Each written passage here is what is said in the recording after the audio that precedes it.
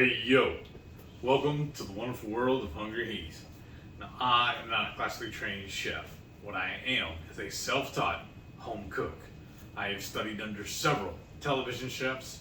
I have a PhD from YouTube University and a black belt in Google Food. I love to cook. The only thing I love more than cooking is my wife. The sensational Shelly eats steak as she pours coffee on herself. No, I didn't. I just felt like I was. I was like, it's not full enough to pour coffee. But today's video is, once again, we're not cooking for you.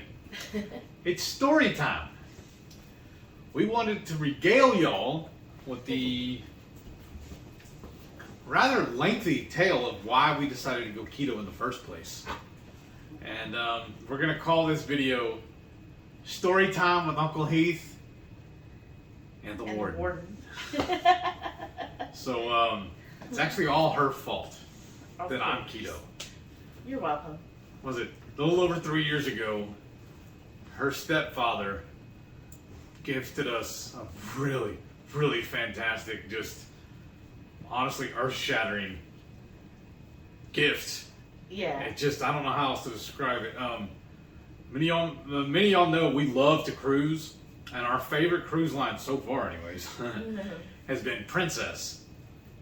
And they do a little promotion where if you book a cruise while you're on a cruise, you get onboard credit for that cruise, correct? Well, what it is it's sort of like Royals, but Royal puts a time cap on theirs. I mean, Princess sort of does, but it's refundable. It's if you can put a deposit down for $100. Oh, nice. So that's really inexpensive deposit for a cruise. Plus, on that booking, you get $100 onboard credit. So it's kind of like free money. You give them $100, but you get onboard credit of $100. And then if you don't book anything within 2 years, like if you never followed through with that, because you don't have to actually book the cruise, you just give a deposit and then they give you a code and you use it whenever you actually find a cruise. I like to do it I think of it as vacation by layaway. Right. And if you don't use it within 2 years, then you get your money back. So it's a win-win situation. And that actually happened because of the pandemic. We had some deposits. And so during the pandemic, when the 2 years expired, we got that money back. So I didn't even have to call them or anything. Just all of a sudden, I had a couple extra $100 in the bank, and saw it was from Princess or Carnival Corp. So I was like, oh, okay, that's cool.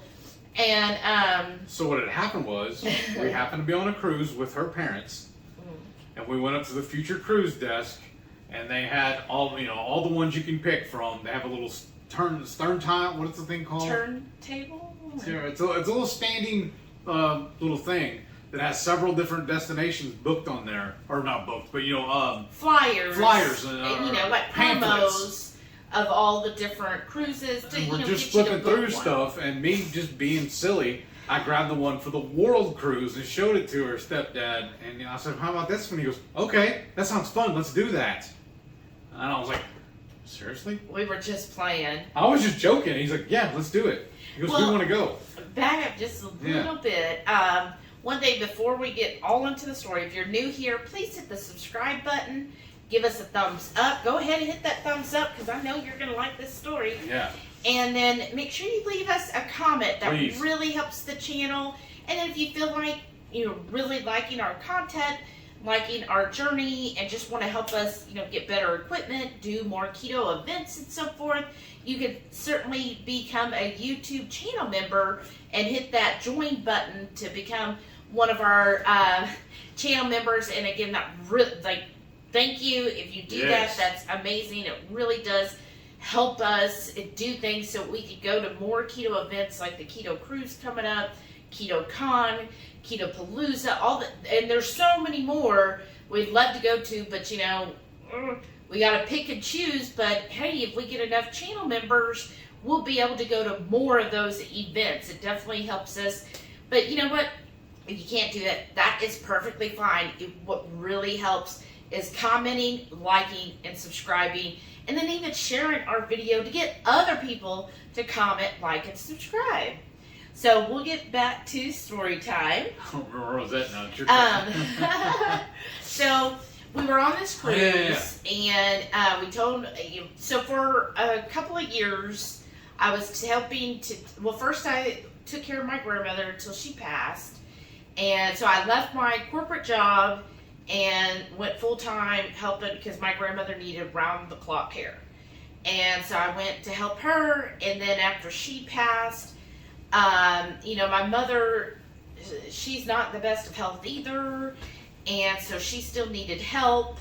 Especially with, if you've heard stories, my mother's always hated driving, so she needed, somebody to take her to doctor's appointments, help with her medication. And then it just so happened, not too long after, my stepfather had a stroke while he was here, and so then he needed help with that. That's a really cool story too. Yeah, so I was taking care of them, and he was working for a construction company, but we would have, I guess, flexibility with, I could take any time off I needed to. Remember, that's when I had my own company. No, for a while you were still working for G&B. Oh, yeah. Yeah, because remember, they would call us sometime, you when we were on trips. Yeah. But anyways, we had more flexibility with our time off, and then, a lot of times they wouldn't always be cruises. I mean, there's no bad cruise, but it wouldn't always be a cruise that we would have chosen, but because my mom and stepdad wanted to go and they needed help, then I would then go. And so that's... Oh, rough life, I tell you what.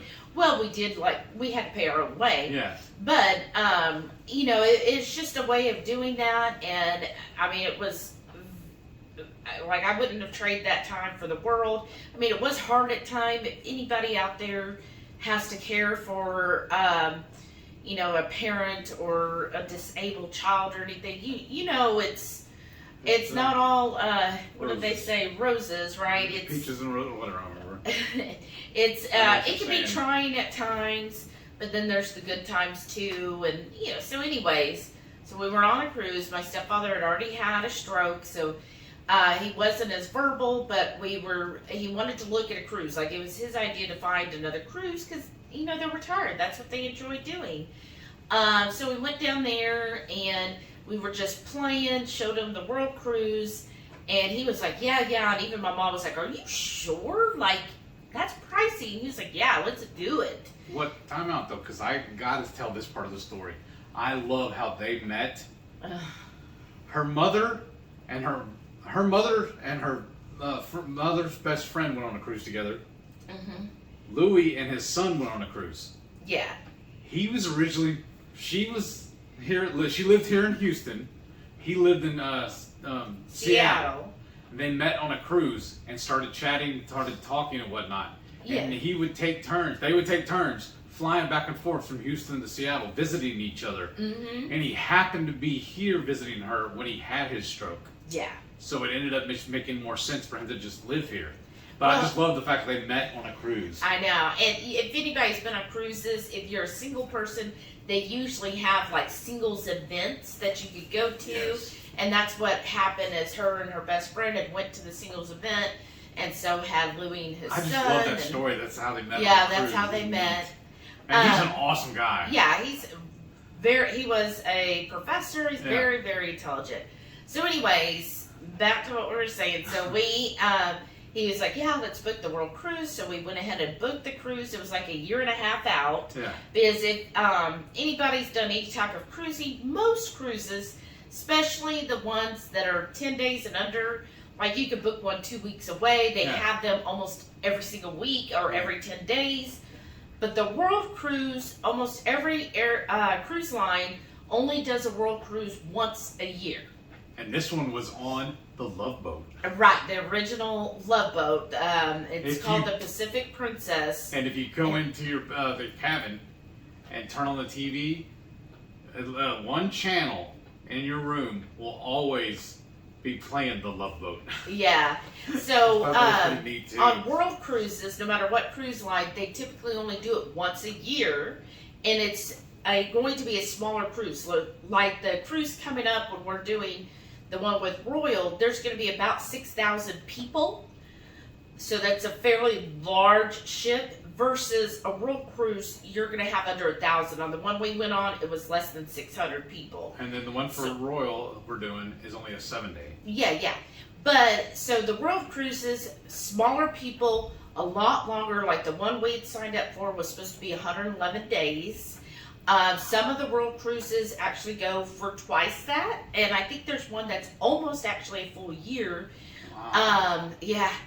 But, so they're very lengthy cruises. So because they are so lengthy, you're generally going to find retired population on the ship because, I mean, who could take 111 days off of work, right? So they are very lengthy, and so it is something to do. So they only do it once a year, and when we booked the cruise, it was basically a year and a half out. And that was fine because you got to pay it. It's a lot to pay. That's a vacation by way away. So we started. We booked that. He booked it. They did pay for that one because there's no way we could have come up with that money. But we would have to cover, all our bills. In 111 days, that's a little over 3 months. That's a lot of, when you think about it, coming up with all of your bills for 3 months. When you're not going to have any income during that time. Period of time, the reason why I was able to go on the cruise, remember, that's when I was between jobs. Right. You were working for them, and I kind of was. I was still going around helping them. I was like a handyman kind of thing. Right. And I would go and help them drive too. Yeah. So when they needed to go to appointments, I would ride along and do stuff too. And then you would get side jobs, all that. Yeah, anyways. Yeah. So during that year and a half, that kind of happened. So then about... just after, there's a thing called final payment, and basically once you make your final payment, the only time you get out of the cruise, I mean that's pre-pandemic, is if you had some kind of medical issue and you bought the insurance and therefore it would cover you. Well, we made the final payment and everything. I think there was maybe 2 months left. It was like the end of October. And my mother just all of a sudden started having lots of heart issues and everything. And she was just like, I just don't feel comfortable going on this cruise. I want to cancel it. Well, they were fine, let her cancel because she had the doctor's note, but we could not cancel because we were in separate cabins, separate bookings and everything. So that wouldn't be a legitimate excuse for us. Even if she said, oh, well, Shelly takes care of me. They were like, yeah, but she booked, it's separate booking. We did not have a reason. Legitimate. Right, to just cancel and it was either to get a full cash refund, you had to have a legitimate. Otherwise, if you canceled, you would get cruise credit. Well, we'd be having enough cruise credit to cruise for the rest of our life, basically.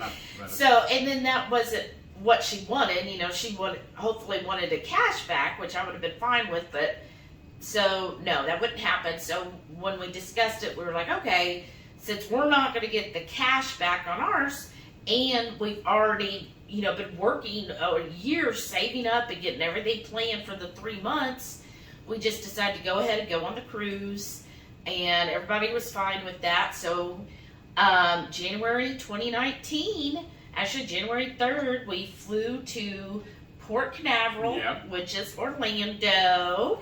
And got on the ship there. It was the Pacific Princess. So total, I think, was like 626 people at the most. I think. But how they do the world cruises, they set it up into 4 segments. So you could be on one segment, which would be like 20 days or something, and then go on a different segment. So some people would do that. So sometimes, like the first segment, I think there was maybe 400 people. Yeah. And then we got more people on the second segment. And then, some people dropped off, that kind of thing. Yeah, you don't have to do the whole thing. You could do parts of it. Yeah. And so we got on from the beginning, which was, or maybe it was Fort Lauderdale. It was somewhere in that area. Anyways, it left out of Florida, went through the Panama Canal, and then hit up I will put in the notes here, we'll put a list of everywhere it was scheduled to go. We'll have pictures too of the itinerary, and then I'll leave a link to my website where we did a complete write-up over every stop we made. Yeah. All right, that's good. And then they'll know where we went. Yeah. Well, we can even like pause right here and show it. Okay.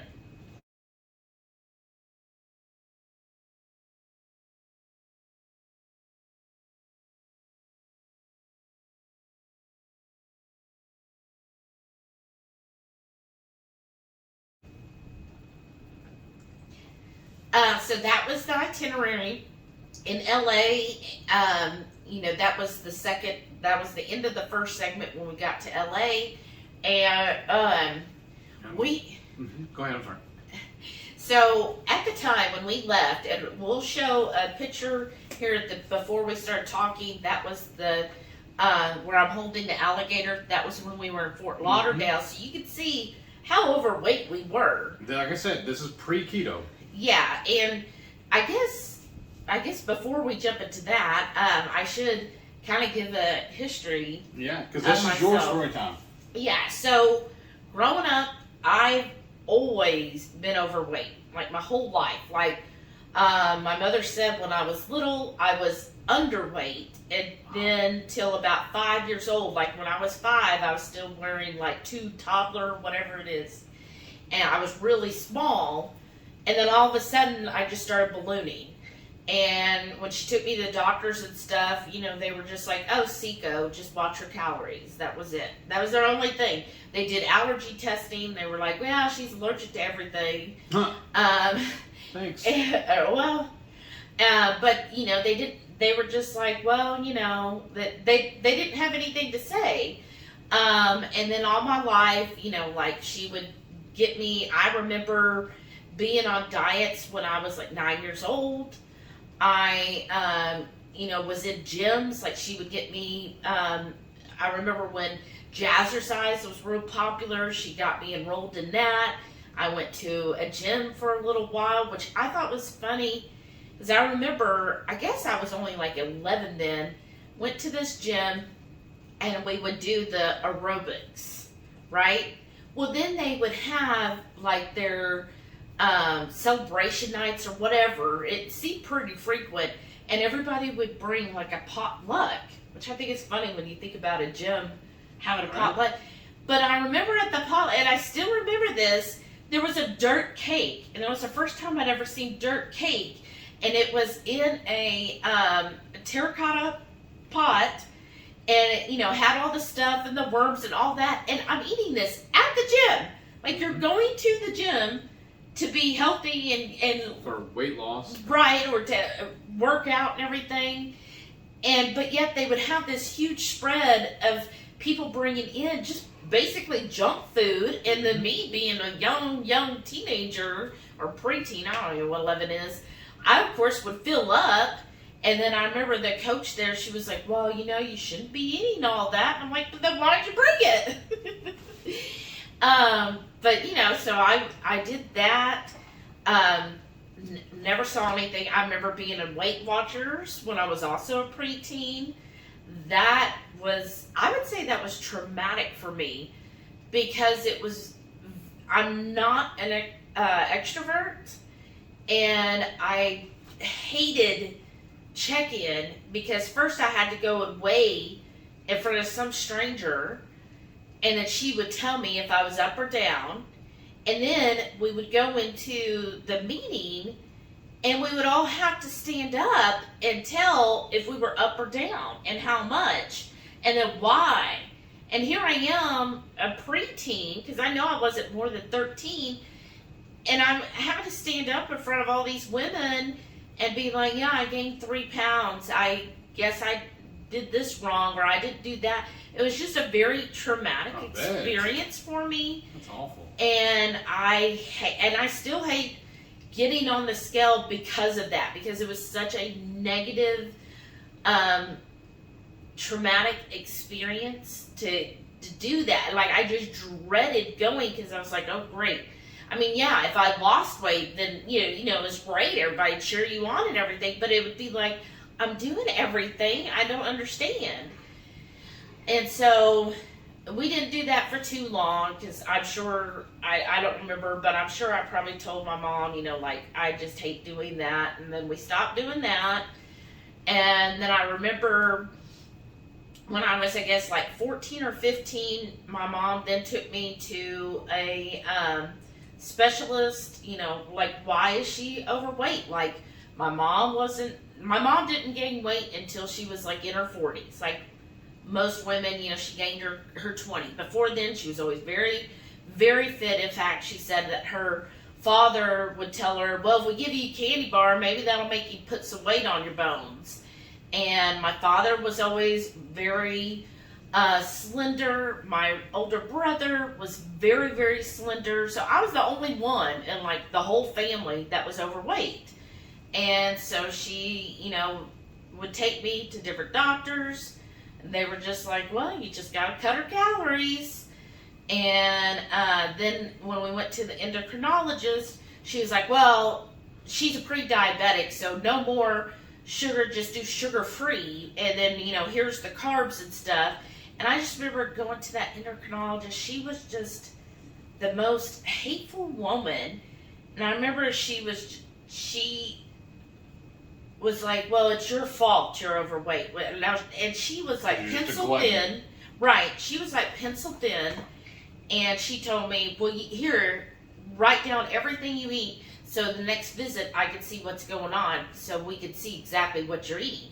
So I did it. Wrote down every single thing I ate. Now, back then we didn't have scales, but I wrote down, you know, like 10 blueberries or, you know, 2 pieces of toast, like all this stuff, followed what she said I could eat and can't eat. And when I went to another follow-up to her, I showed her my thing and I said, yeah, here it is. And again, I'm only like 14 years old. And she straight out said, well, you're a liar. And I'm like, what? And she goes, if this is what you're eating, you would not be overweight. I'm like, that is. And she goes, no, you're lying. There's no way. And I was like, and she goes, well, you just need to do this again because you're obviously not writing it all down. And I was like, oh, okay. That was the first time somebody actually just called me a liar and didn't believe me when I felt like I'm being honest. Like, I want to know for myself, why am I overweight? Why is it everybody in my family can eat the regular food, but when I would eat that, I just kept gaining weight? So then we didn't go to her. We ended up going to another endocrinologist because my mom didn't like that either. She was like, yeah, that's wrong. She shouldn't be calling you a liar. She's all, I'm sitting here watching you. This is what you're eating. Yeah, I know. You live in this house with me. I know. And then my mom was like, she was kind of like, you know, Mama Bear, where she would be like, nobody calls my daughter a liar, you know? Right. And so, so then, you know, I remember going to another endocrinologist, and he was like, well, maybe it's your thyroid. And he goes, so I'm good. I'm going to give you some Synthroid. And we did that. I never felt any difference on it, and it never helped. I never lost weight. And I would hear all these other people, oh, I take Synthroid. I've dropped all my weight. And it's like, okay, did nothing. So that didn't work out. And then there were some other things going on. My parents ended up getting divorced, all this stuff. And I ended up going to a therapist because my mom was like, well, maybe if the therapist can help. And the therapist just basically told me, after talking to me, you know, I don't remember how many, I think I went 4 or 5 times. He was a nice guy, and he was like, you know, Shelly, I think you have to realize that people have different set points, and that maybe your set point is just being overweight. Wow. And he's like, so you have to accept yourself. He says, otherwise, you're just going to grow and be bitter. And you don't want to live your life being a bitter person. And I mean, I get what he was saying. Now I do. I'm like, yeah, that's good. I guess in a way it was good advice, because I probably was like at the end of my ropes. Like, I didn't know what else I could have done at that point to help lose weight other than just starving. And so at that point, you know, I think I was about 16, and I said, you know what? Then fine. Maybe that's just the way it is. I'm just going to accept who I am, and that's how it is. And, you know, it was rough at times. Like, I didn't go to the prom. I didn't do the school dances or any of that. But I didn't. I mean, sometimes I get sad, but other times I was just like, but I'm learning things, and that's what I truly wanted to do. I was like, I'm in school to learn, and I'm going to go to college and all this stuff. So I didn't let it, like, ruin my life. I was just like, oh, I'm just going to move forward, and people either accept me as me or they don't. That's on them, not on me. So I, you know, graduated. I would say in high school, I was definitely over 300 pounds. And I pretty much stayed 300 in the 300 range for several years. I think it was probably in my 30s that I got close to the 400 and maybe even got over 400. I'm not sure. So I lived my life, did, you know, just went ahead doing what I'm doing. And, you know, I was very happy, you know, generally, especially as an adult. It didn't seem to matter as much. In high school, it seems like your weight and everything, it's all about, oh, can you date and all this stuff, and you got to look good.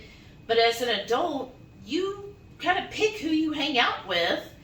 And so I just didn't hang out with those people who were like that. And I didn't have problems finding men and people to date. So I went on dates and stuff. And so I just moved on. I was like, well, that's just who I am. And I was okay with it. And then I was in my 30s. Let me have a sip here. After I spill it. But in my 30s, I read the book, let me think, The China Study. Comment below if you've read that book. I read it. I had just gotten off my first cruise, so this was probably 2004. Just finished my first ever cruise, and one thing I noticed on the cruise that kind of like, I guess shocked me, is I saw a lot of older people who either had to be on oxygen or were in wheelchairs or walkers, and it just made me go, oh my gosh, I don't want to end up that way. I don't want to be that way. And it just hit me, and then I started researching, and I'm like, well, I need to become healthier because I don't want to end up on oxygen. So then I read this study, the China Study. It's a bunch of hogwash, just short story. But at the time, I was like, okay, then this has got to be it. I got to be, you know, vegan. They hadn't coined the term plant-based yet. And I was like, okay, I'm going to be vegan. And I did well being vegan. Like, I actually dropped 100 pounds. As we're sitting on the leather couch. I know, right. And that's what one of my friends, I was like, yeah, I'm vegan now. You know, that's just how it's going to be. And she was like, you know, your couch is leather. I was like, well, it's already dead now, and I bought it before, so I'm not going to get rid of it. She's like, I don't know if all your vegan friends will agree. I'm like, well, I won't have them over at my house.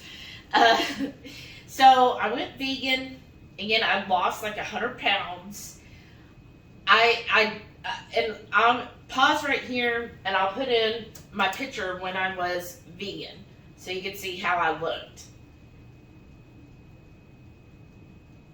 So, I lost weight.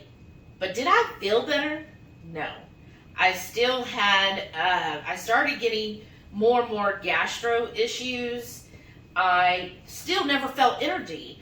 And that's what I would tell my friends. I was like, because people would always talk about, oh, I drink coffee and I'm just giddy to go, or oh, I do this, I just jump out of bed, oh yeah, you know, you just go and do this. Like, they have all this energy, and I'd see people just getting up and having energy, and I'm like, what is that?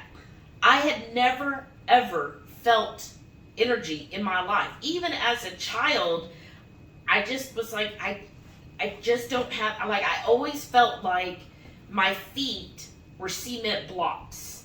Like, it took everything. Alright. I don't want you to think you're boring me, because this is interesting to me. It's just, when the cameras come on, the light does something to me.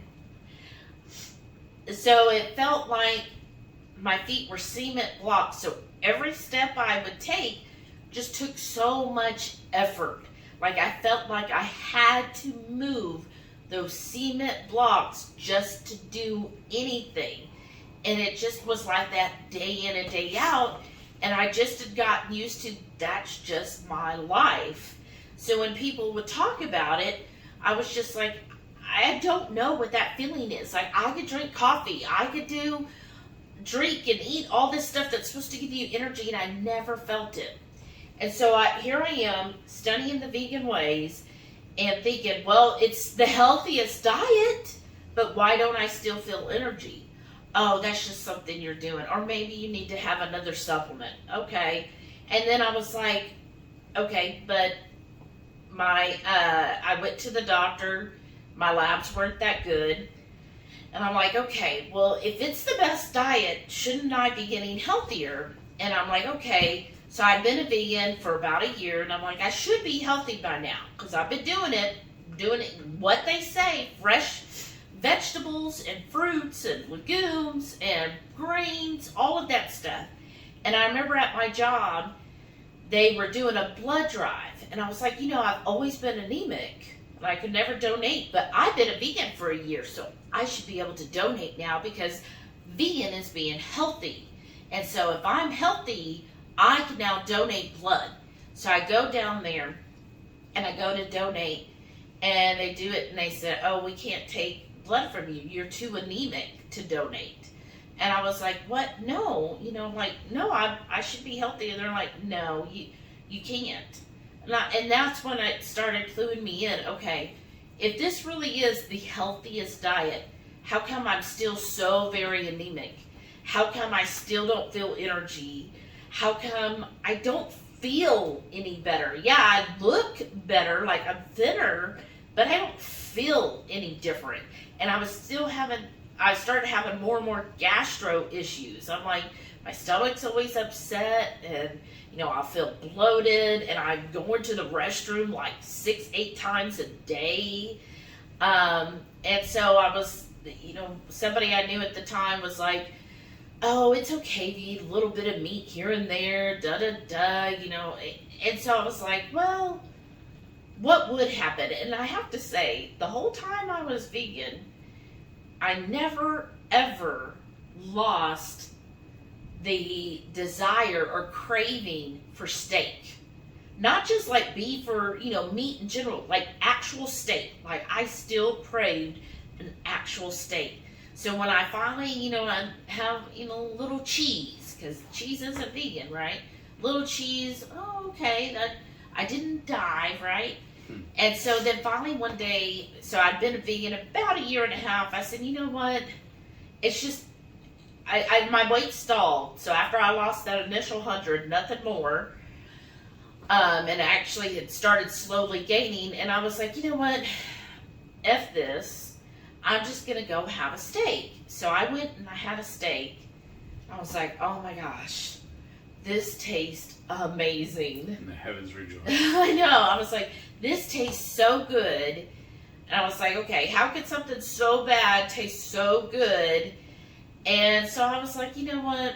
All right, I'm just going to go back to eating how it is. And maybe my life is going to be short, YOLO.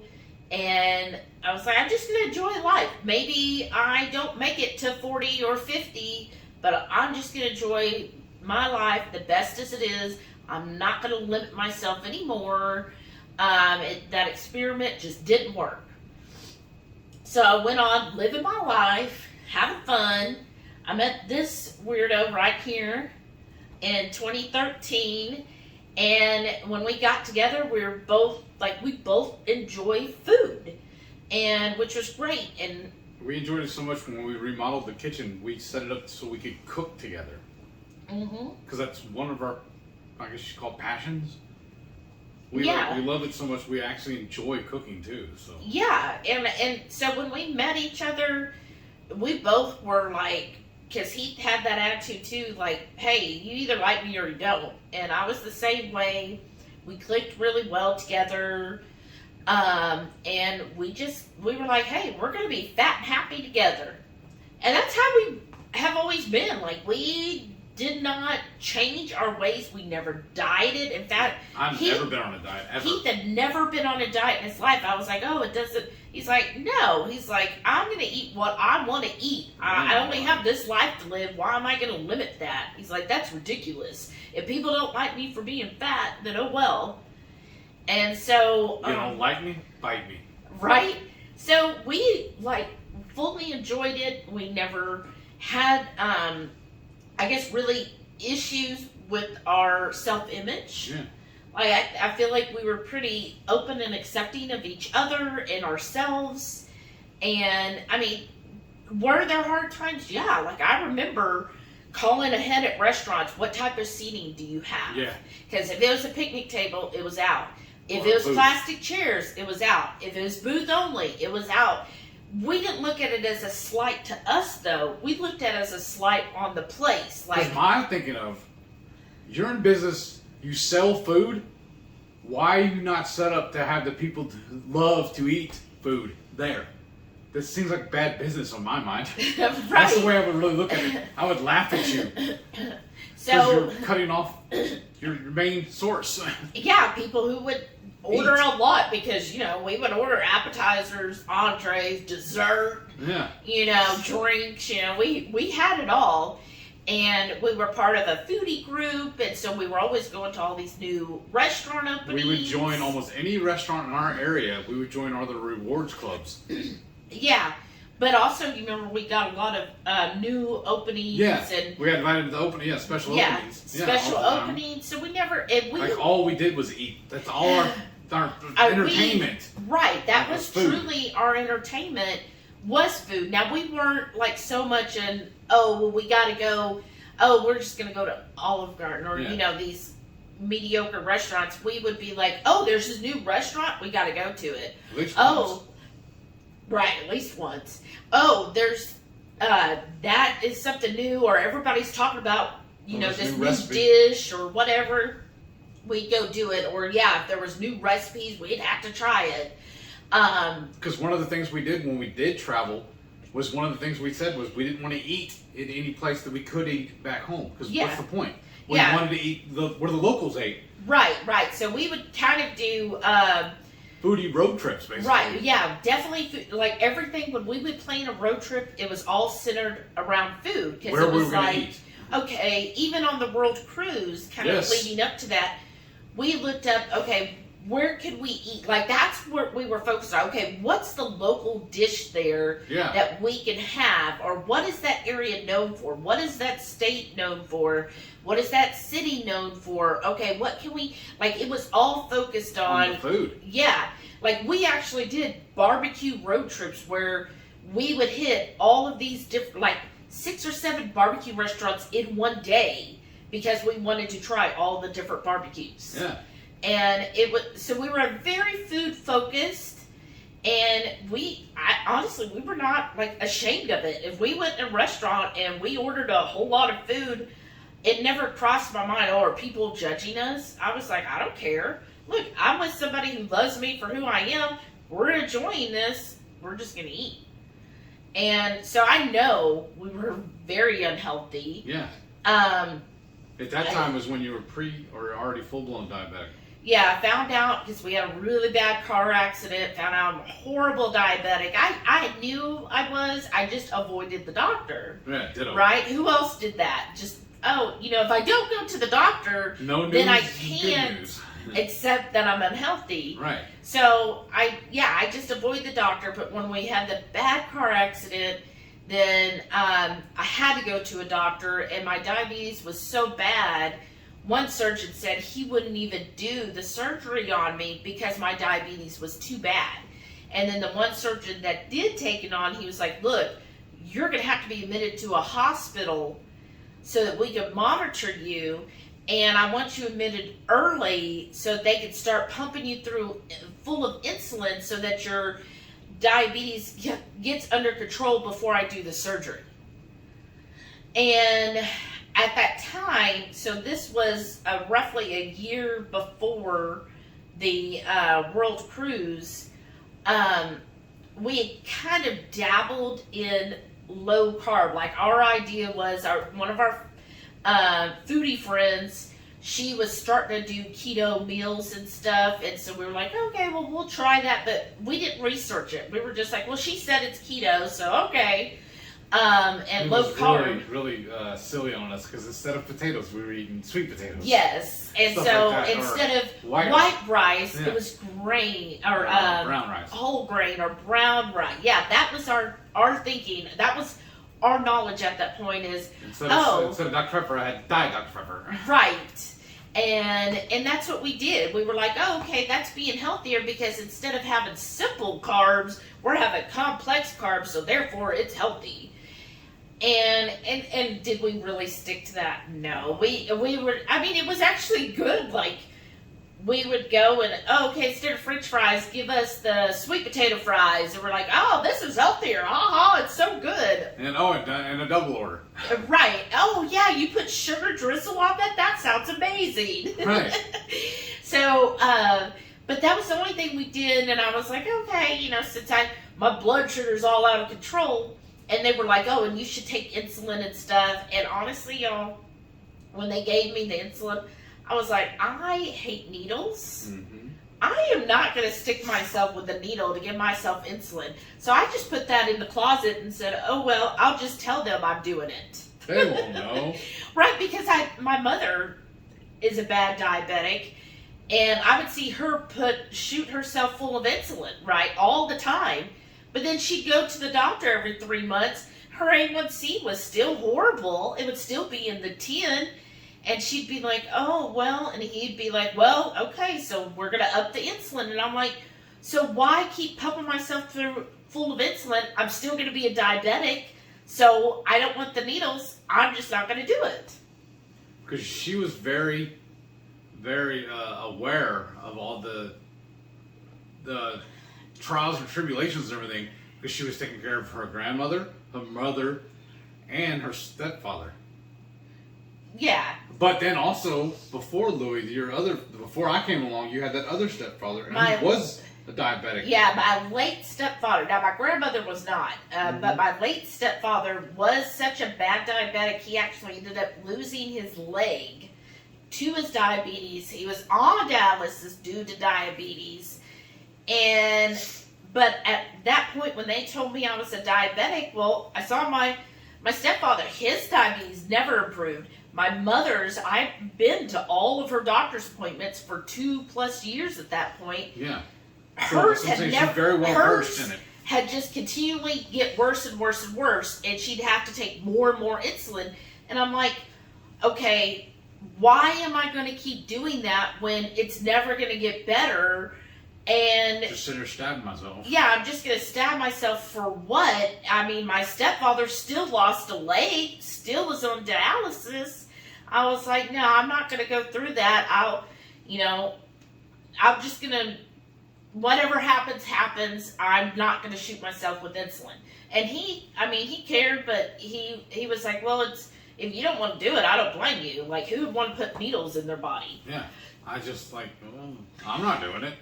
Right. And at that time, I was not diagnosed as being a diabetic. Well, and you hadn't gone to the doctor, though. Right, that's why I wasn't diagnosed. Because like I said, no news is good news. I was basically in denial. Yeah, we both were. Like, we were just like, yeah, we're not going to go through that. So, fast forward. That was basically my life. Like, never, basically from an adult, the only time I tried to purposely get healthy, and again, I didn't do it necessarily to lose weight. I was trying to be healthy. It was when I went vegan. And then after that, I was just like, nah, I'm just going to be who I am.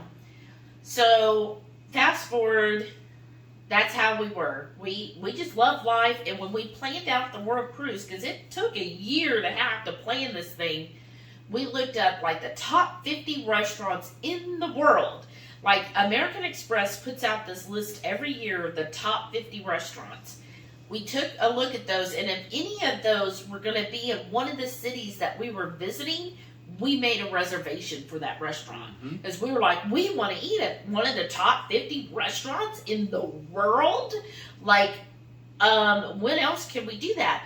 So again, our whole focus, The whole trip was about food. it was about food from around the world. Like we were we were excited to get to see all the different things and do the different things, but mostly it was about food. And because every other time we've done it, we didn't do it on this world cruise, but every other cruise we did what they call the chef's table. Oh yeah. And that was, we always looked at it as an extra excursion you do, because you have to pay for it, and it's just an amazing adventure in food, basically. Yeah, it really is. And so we were all set for all the food. In fact, when we landed in LA, there was this really well-known chef that we had heard, and she had a restaurant where she made like these pizzas from it was scratch. amazing too.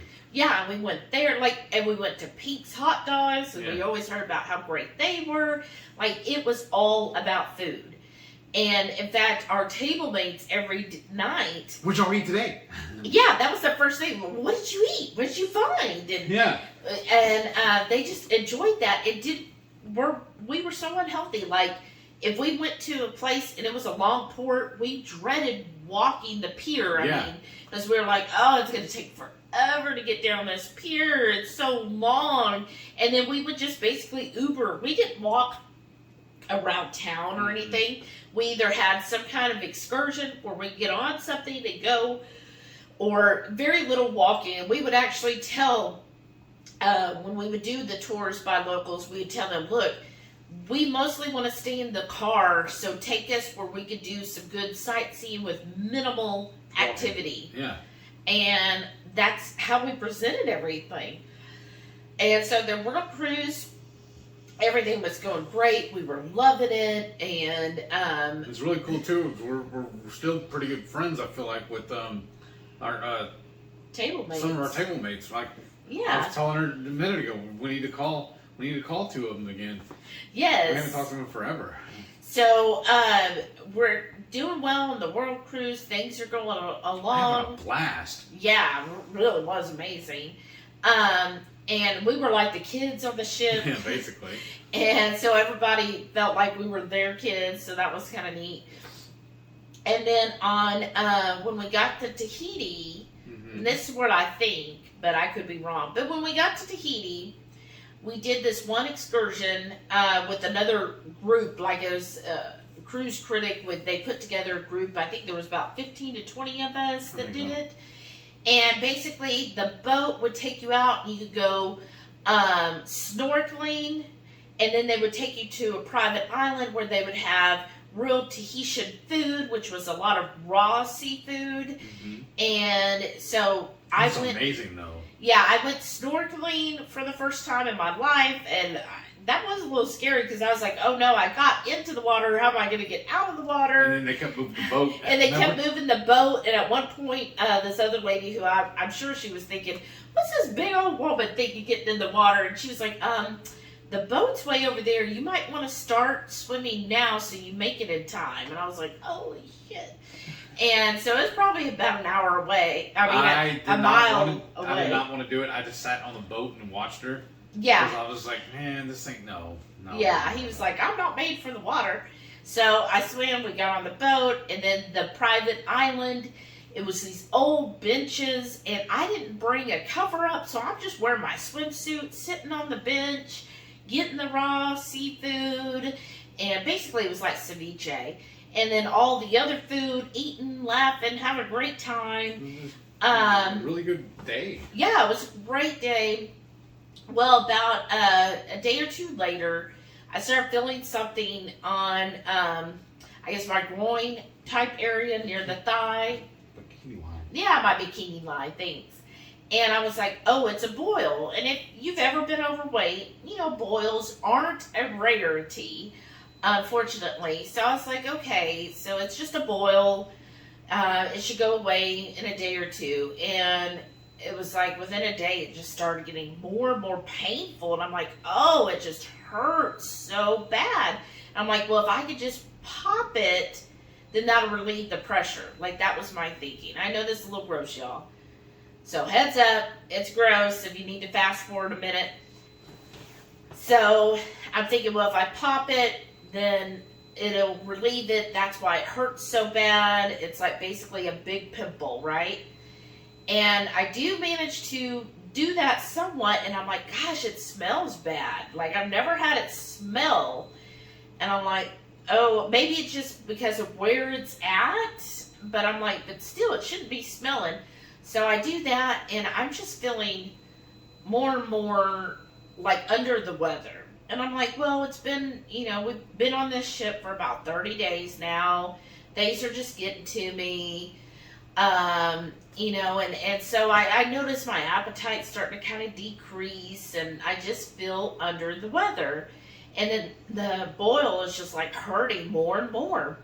So we land in Auckland, New Zealand, and I'm telling you, I'm just like, this is the height. So this is like day 3. And I'm just feeling like so, just almost miserable. And we're in Auckland. We go into one of the top 50 restaurants, right?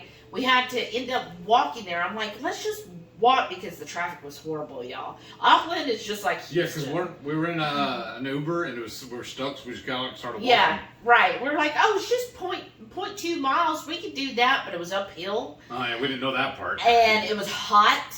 Because when it went, even though this was only February, it was actually February 13th, or 12th, I guess. Even though it was February, well, we're down in the southern hemisphere, so that's the summertime. So it's basically February in New Zealand is like our August. And so it's we didn't know hot, that. Right? Well, we did. But just like, whatever. We didn't know it'd be that hot. It was so hot. So by the time we get to the restaurant, walking uphill, all this stuff, running late, trying to hurry, and I'm just like so hot, so miserable. We get to the restaurant, he's like, are you okay? And I'm like, yeah, it's I had an excuse for everything. I was like, it's hot outside, it took forever to get here. I'm just, once I cool down, get some food in me, I'll be fine. So we eat the dinner, and I'm telling you, that was probably the most expensive meal I've ever had in my life, and the most miserable meal. Least enjoyable. I know, and it was because of how you felt. Because of how I felt. The meal itself was amazing. Like, it was supposed to be like this whole walk through the forest, so every course had a different theme, and it was just this very immersive experience. But I was just so miserable. Like dinner theater kind of thing. Right. It was awesome. I was just so miserable. And so then we get back on the ship, and I'm just still not feeling well, right? I'm just feeling miserable. And the next day, that morning, we're back out at sea, and we have about 2 days before we hit our next port. And so it's February 13th, and I'm like, Heath. What port? What's next? I don't remember now. Dunedin, okay. And I'm like, Heath, I said, can you look at this boil? Because where it was at, I couldn't really see it. I could just feel it. And I said, can you look at it? Because maybe you could see how to pop it, and you would just pop it for me, because I don't think I'm doing it right. So he looks, he's like, oh, it's black. And I'm like, what? Yeah. And he's like, it's black. And I was like, oh, shoot, that's not good. Like, I knew enough from college and stuff, because I was pre-med in college. But anyways, I was like, okay, that's not good. And I was like, well, let's go to the infirmary, because maybe they can just, cut it out for me and then be back to normal, right? I go to infirmary, and I'm just thinking it's going to be something easy. We've got the cruise insurance, which I always recommend. And so this shouldn't be a big deal. That insurance should cover it. No big deal, right? And in fact, one of our table mates, he had a little infection in his finger. And they were able to just, cut the infection off, give him some antibiotics, give him a couple things, and they checked on it like 2 or 3 times, and he healed fine. So I'm thinking it's the same thing, right? It's just a boil that needs to be, lanced. And so go down there, and the doctor comes in, and of course it's not the best of areas. I'll tell you what, talk about now everybody sees things I never thought they would. Right. And the doctor looks at it, she goes, oh, She goes, I need to make some phone calls. I'll be back. Oh. Yeah. Oh. And we're like, okay. So then she comes back and she goes, yeah, I think you have necrophastitis? I think so. Necromancy? Not necromancy. No.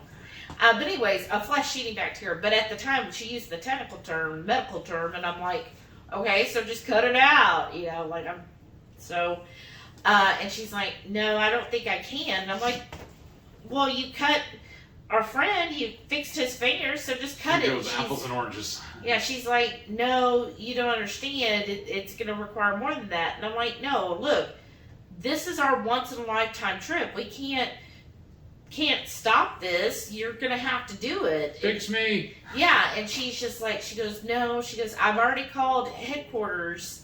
So apparently on all cruise ships, the doctors have a main number if there is such an emergency. And she's like, I've already called them.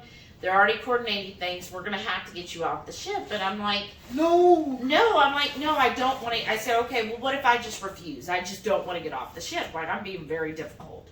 And she's just like, no, like, you don't have a choice. And I'm like, well, then I could just catch up with the ship after, the ER fixes it. And she's like, well, we'll see. And I'm like, what? And so I'm in tears. I'm so upset. Because I'm like, this is our once in a lifetime.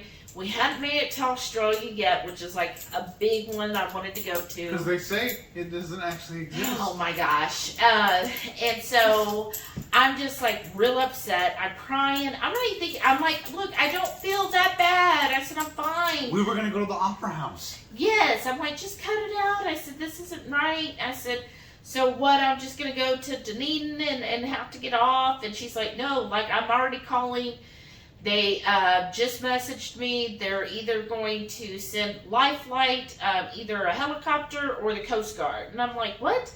And then you hear an announcement overboard where they're, their little code that they talk. And she's like, no, like you can't leave the room. In the meantime, we didn't know this, but they had already called our room steward and were like, disinfect that room.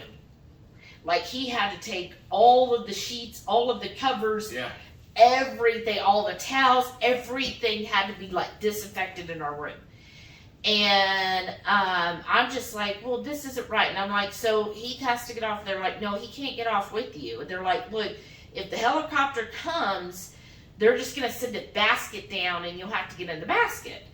Or if the Coast Guard comes, it's a small boat that only has room for you. And I'm like, and the crew. Right. And I'm like, well, what about Heath? And they're like, well, he'll have to wait until the next port, which was in 2 days, and then we'll find ways. And don't worry about that right now. We need to worry about finding a way. So this is going back and forth, whether it's going to be a helicopter or Coast Guard. They and come at this time, you're still in the infirmary. I had to go back to our room, and I had to spend the night without you, and you stayed there, right? No, you were going to go back to the room? Or? No, you're jumping way No, ahead. I'm confused, I guess. Yes. So we're in the infirmary. This is maybe taking a couple hours. One time the doctor would come in and say, okay, they're going to do the helicopter. And the next thing she's like, no, they're sending a Coast Guard. That's She's right. like, we already spoke to the town, which was called Poverty Bay. And they have a hospital there. That's the closest hospital. We're already coordinated with them, and we're getting you off. We've worked with the Coast Guard. Like, I was amazed at how well. How quick. Yeah, and so within a couple hours, she's like, okay, she sent you back to the room to get me a to-go bag. Yes, She's like, so if anything, she goes, look, she can only bring one small bag. That's it, not the luggage, a small bag. And I'm like, well, I need a CPAP if it's going to be a couple days. I'm like, how long is this going to take? Like, I'm still oblivious, right, y'all? And she's like, well, the full impact hadn't hit her yet. Right. She's like, it's probably going to be a few days. And so she's like, yeah, get your CPAP and yeah, get her, a little bag. And so 2 or 3 days of clothes. Yeah. And so Heath is packing the bag for me. They won't let me leave the infirmary. Everybody's being very, very nice though. Like the staff was amazing. But yeah, they had me sheltered off. They would come in there. Almost quarantined. Yeah, and they would, like change the dressings and everything. And so she's like, okay, the Coast Guard's coming. And she goes, normally we'll just take you down since I know this is hard. She goes, we got clearance for Heath to go down to where they dropped the bridge, but he can't get on. He'll have to say goodbye to you on this side of it. And I'm like, oh, okay.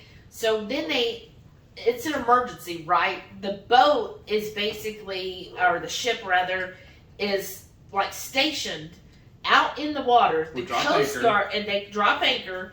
The Coast Guard comes up, and they just have this makeshift plank, right?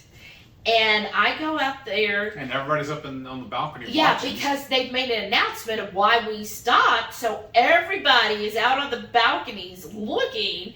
I'm not even noticing, though. Oh, yeah. And then Heath is inside because he can't come out on the plank. And he's just like, I'm sorry, I'll see you soon. And he's all upset. He's crying and everything.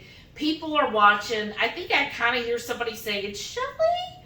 Something like distant. Well, the Coast Guard... they come and he's like, okay, one of them jumps on and he's like, okay, where's your bags? And he throws them on the boat, right? And there's a driver, then there's the other EMS person and one other person, and he's like, puts a life vest on me, and the water is just like going like this because we're out. Like, this is not a port that people go to. Like, this isn't in the middle of the ocean. Yeah.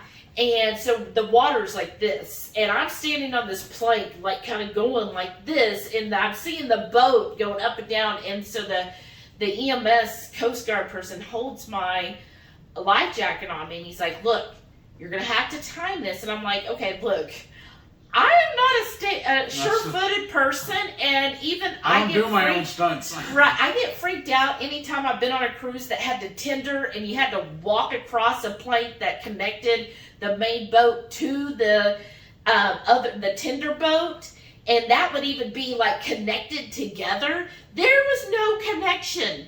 There was nothing connecting the two boats. The driver of the Coast Guard had to keep that stationed there. There was no way to rope off or anything. So he's like, okay, you're going to have to time it, and you're going to have to jump into that other boat. And I'm like, I don't know if I could do this. And he's like, well, you're going to have to. I'm taking you with me. And I'm like, oh my gosh. He's like, look, as soon as you see the boat come up, you jump for it. And he said, don't worry. My partner will get you on the other side. Just do it. And I'm like, oh my gosh. I'm like freaking out. And so he's like, there. And I can't hear any of this. I'm just standing here watching. And so all of a sudden I see the boat come up and I jump for it. And I'm like, I don't know if I'm going to live. And so I jump, I land into it. Of course, I fall into the boat, but the guy catches me. And then the EMS Coast Guard jumps in the boat. We go, like, this place is not set up for cruises or anything. Like, this is not an area. It's not a scheduled stop. Right.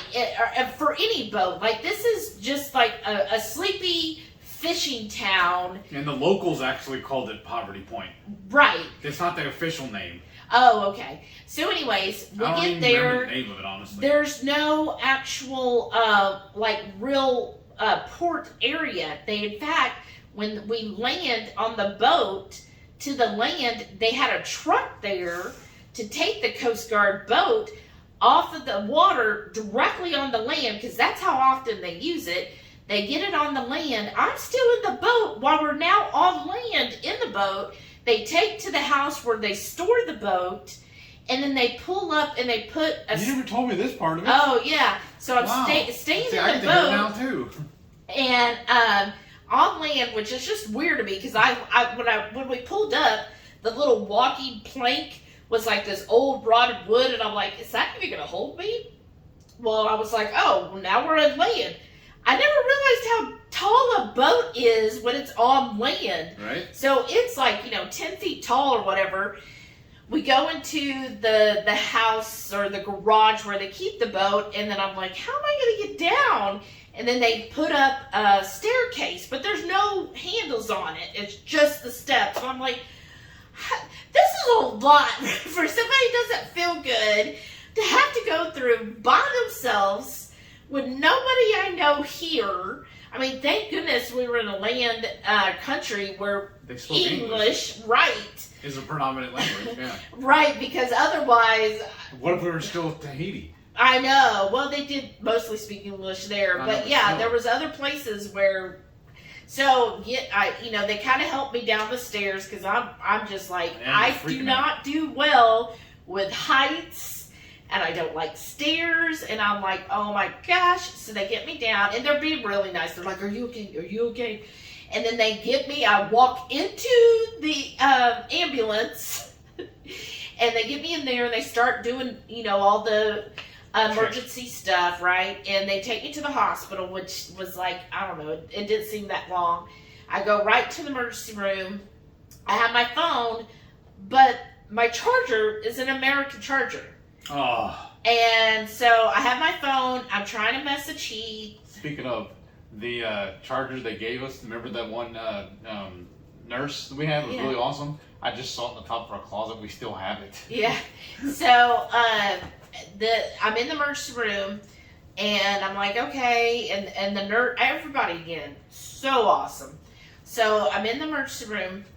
The nurse comes, and he's all taking care of things, getting my vitals, doing all that stuff, and he's like, okay, we'll be seeing you soon, and we've called Charlie or whatever his name was, and he's on his way. Well, all of a sudden, the surgeon shows up, and he's just wearing like a tank top and shorts. Right, because apparently this hospital is like a teaching hospital. And they call it, what is it, indigent? I guess.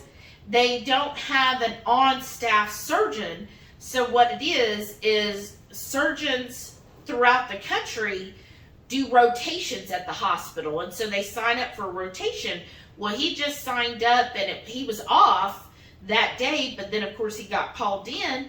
And so I'm messaging Heath, and then the doctor, he's all like, look, I just want to take a picture. Oh, the first emergency doctor took a picture so he could send it to the surgeon of the wound, so the surgeon knew what he was getting into. And then what I thought was cute is the emergency doctor was all like, so I just have to take a picture because it's a sensitive area. And he's like, but I'm going to delete it from my phone. And I was like, okay, like I care, And he was like, okay, now see, I'm deleting it. And I'm like, okay, great, thank you. And it's cool. He's being nice. Well, they were so nice, y'all.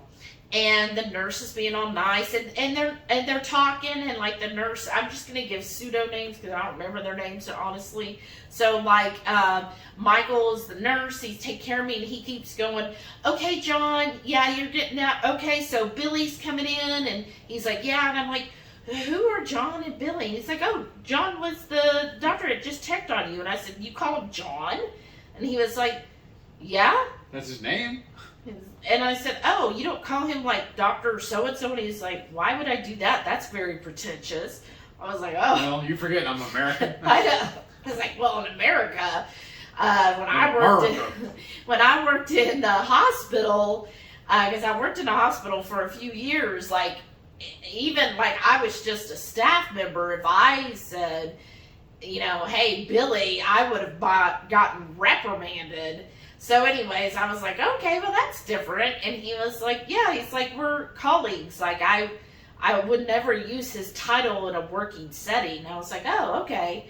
So then the surgeon comes, and he's like, okay, yeah, I know what we're going to do. He's like, okay, the operating theater should be set up. I'll meet you in there. And I said, okay. And I told Michael, I said, hey, I want to let my husband know, I told him I'm going into surgery. I said, I'm just going to keep talking. Do you know how much longer it's going to be? So I can just let him know. And he's like, no, like, we're wheeling you now. I was like, but I just saw the surgeon. He's like, yeah, we're ready.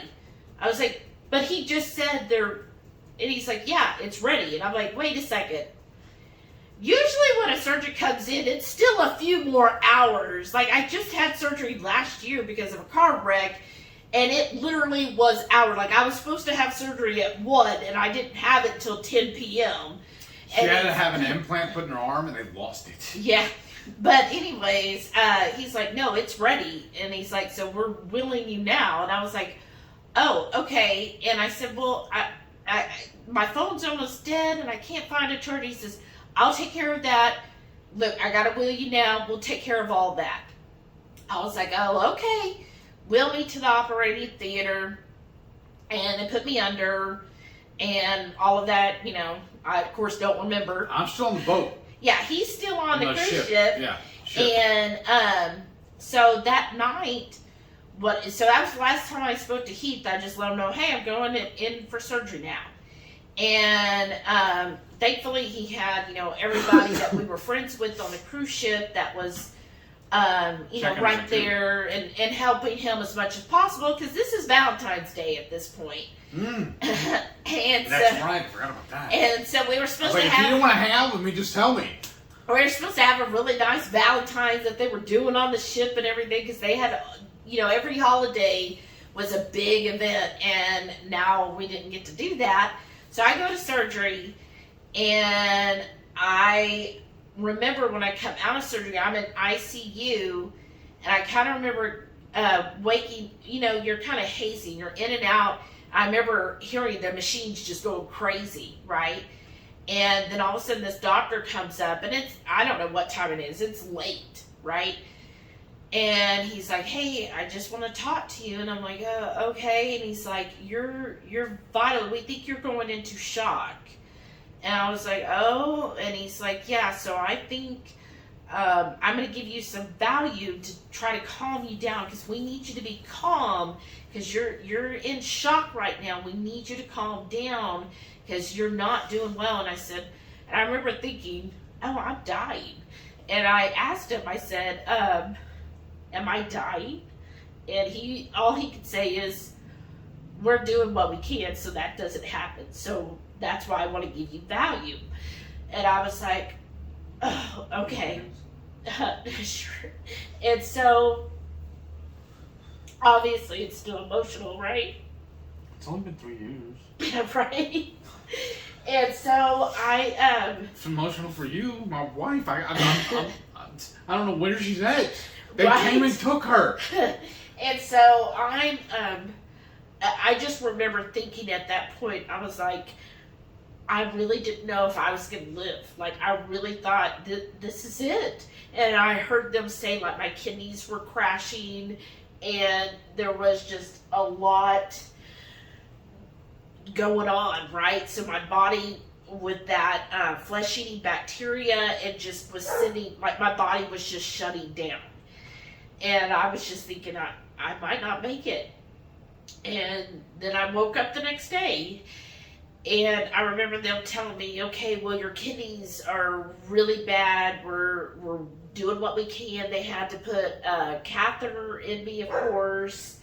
And they, had me in ICU, and they were just monitoring me. Again, the staff was amazing. I cannot talk more highly of that staff. They were just... I was impressed. Yeah, so the next day, what I really liked about how they did things, and again, taking care of my grandmother, my mother, and stepdad, here it was just a different experience, is when the doctor would come in, he didn't come by himself to talk to you. What they did is how they did it was a whole medical team. Kind of think of House. The television show House is what it reminded me of. Like we were on an episode of The House. Yeah. Yeah, so it'd be the doctor, and then he would have the wound care nurses, he would have the ICU nurses, he would have the regular, like, everyday CNAs that were there to help, and a couple of other people, any doctors that were involved in my treatment. So there would be about 8 to 9 people. They would surround me, and then they would all talk together. Like, it was a full committee. And so the doctor would come in, the surgeon, and he'd say, okay, look, I want to show everybody, what I did yesterday and how it looks, so everybody knows what's going on. I know it's a sensitive area, so I'm going to try to cover up, your sensitive parts while I show them what's going on. I just want you to be aware before I do that. Is that okay with you? Like, he wanted my permission, which is really nice, because I can't say I've seen the same thing here in the U.S. A lot of times they're just like, oh, yeah, look, that's what it is. Another thing I really liked about the thing, because like she said, there was no like regular staff there. It was a lot of... at least for the surgeons and all. Well, yeah. But up at the nurses' station, they had basically mug shots up all the way across. And they had all kinds of celebrities up there. And down below the celebrity pictures was all of the staff pictures, and they would refer to the doctors as, you know. Oh, okay. That one is John Cusack, or that one is Martin Short. George. Yeah. Yeah. And that's how they would refer to each other, as to which celebrity his name was. They're basically like code names. Right, because so the main staff and the nurses and all, they pretty much stay there, but the doctors would rotate. Yeah. So I thought that was pretty clever the way they did that. So yeah. They always know who they were talking about. So, but what I liked is they would get permission, Yeah. and then they would show, and then the surgeon was like, okay, this is what I did. And he would inform everybody in the room. So everybody that was involved in my treatment, everybody was on the same page. And then he would say, okay, so what, wound care, what do you think the next step should be? Okay, nurses, what are you seeing? Okay, you know, everybody would voice what's going on, what they think they should do, what they're going to do for the next steps. And they all came together and decided as a team together the next course of action for that day. And then, you know, made their notes and then moved on. And it was just really nice to see that. And it made me feel like, okay, everybody's on the same page. We all know what's going on. There's not going to be 10 million changes. Because honestly, take care of my grandmother and stuff and my mom when they were in the hospital. There was so many times a doctor would come in and say, I'm ordering this, and he'd just leave. And then you're like, well, why and what, and never get an answer. And then 2 hours later, of course, you still hadn't had the test done. Somebody else would come in and would be like, oh, I thought they were supposed to go get an EKG. Oh, no, I'm not going to do that. I think a different doctor would say, oh, we need to do this. And then we're like, but, okay, what about the other doctor said this? Yeah, but I don't agree with him. And it's like, oh, okay. And then the other doctor, it was just always that happened, my experience.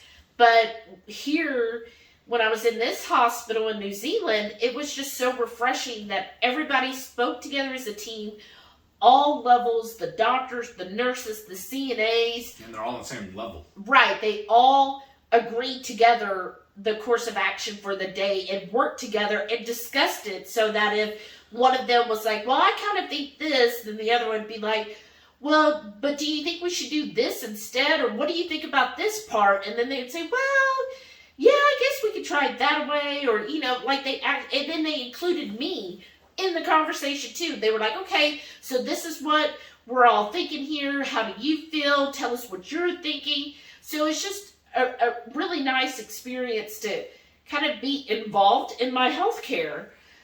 So that's what they would do every single morning. And then throughout the day, of course, you know, all the different people would come in, do their thing. Wound care would come and do their changing of the wound. And, you know, and then, you know, I'd have all the different things going on. I wish they could change your wound. And then, so I was still in ICU. And what I remember is there was this young doctor that came and saw me, you know, checking on me.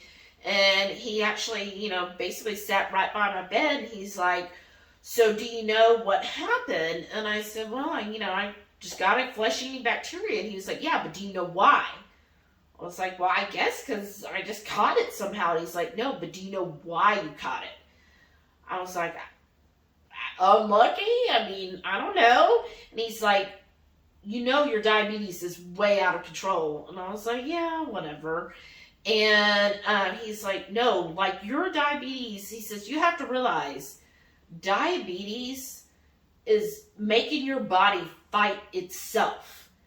And it's so busy fighting itself. There's a war going on when you have diabetes in your body.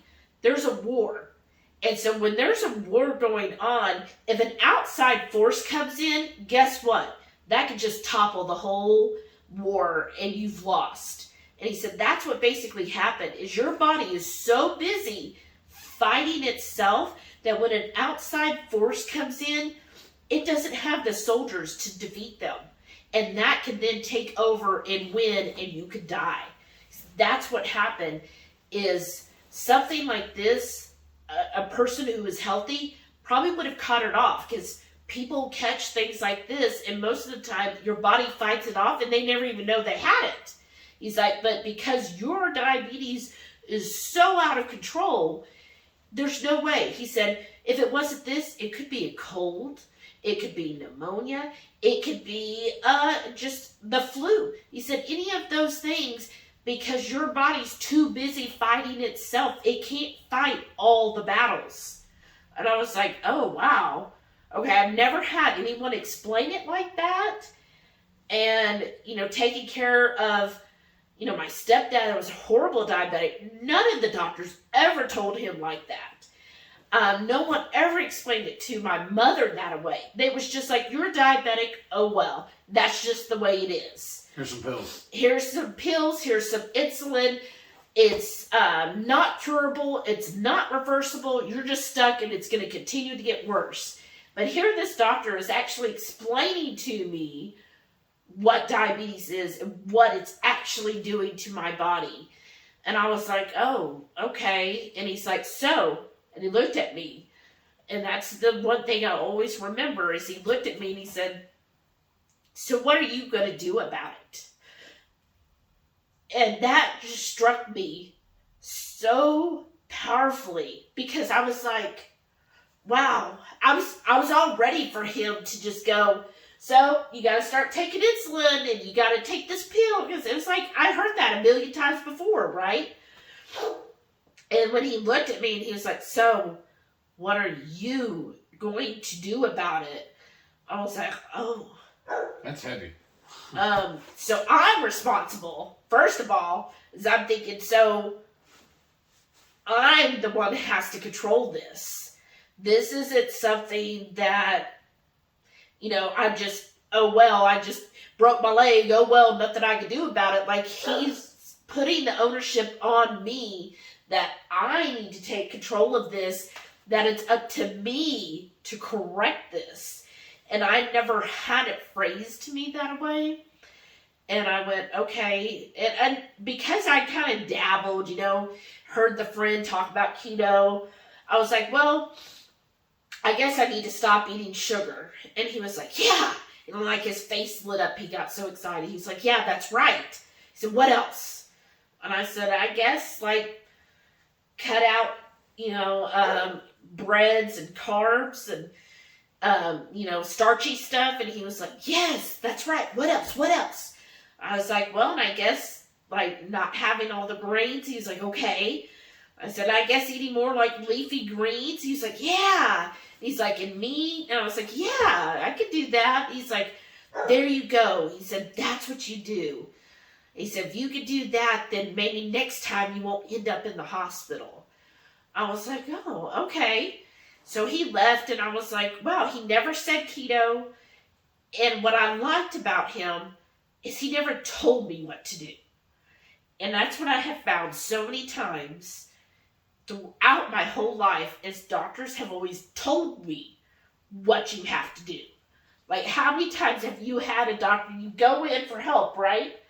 And instead of them helping you come together with a solution, they just tell you what to do. And some people, they're fine with that. Like, oh, just tell me, I'll do it.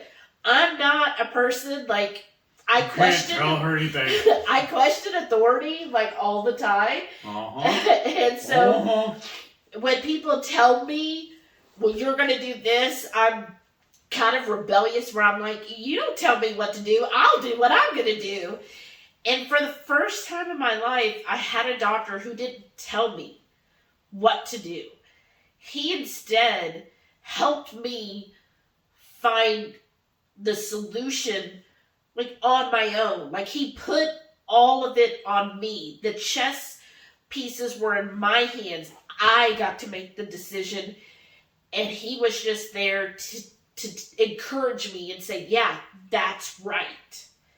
And so after the visit with him, I just got to thinking and was like, well, he never said you're stuck with this and it's only going to get better. He kind of alluded I could fight this, that I don't have to be a diabetic. I mean, he didn't outright say that, But he did not say I was stuck this way. He did not tell me I'm going to have to take insulin forever. He didn't tell me you're going to have to do all this stuff. He just said I need to get rid of sugars and starches. And I'm like, okay. Well, thankfully, I had my laptop because I was like taking it with me, right? So I had my laptop. I'm still in the ICU, and I messaged Heath. At this point, he's still a day out till he arrives in Dunedin. So they weren't going to get him off the ship until he made it to Dunedin at the next port. But because that was a regular scheduled stop. Right, and because, though, it's a smaller port, because Auckland's the huge city in New Zealand, all of these other places are really small. So, like, where I was at, there wasn't even an airport. Where he was at, there was an airport, but to get to where he needed to catch up with me, they only run that flight, like, every other day. So when he arrived in Dunedin, he couldn't even leave that day to fly out to me. They put him up at a hotel, and this is why I say, get the insurance. Yes. Because during the whole time, they're talking to Heath, he had a set person he could talk to. They arranged the flights, they arranged the hotels. They were like, you just have to get, a car, but this is what you'll do. And they were like, save all the receipts because you'll submit it for reimbursement. And so what had happened was we flew first class from Houston to Fort Lauderdale. Yeah.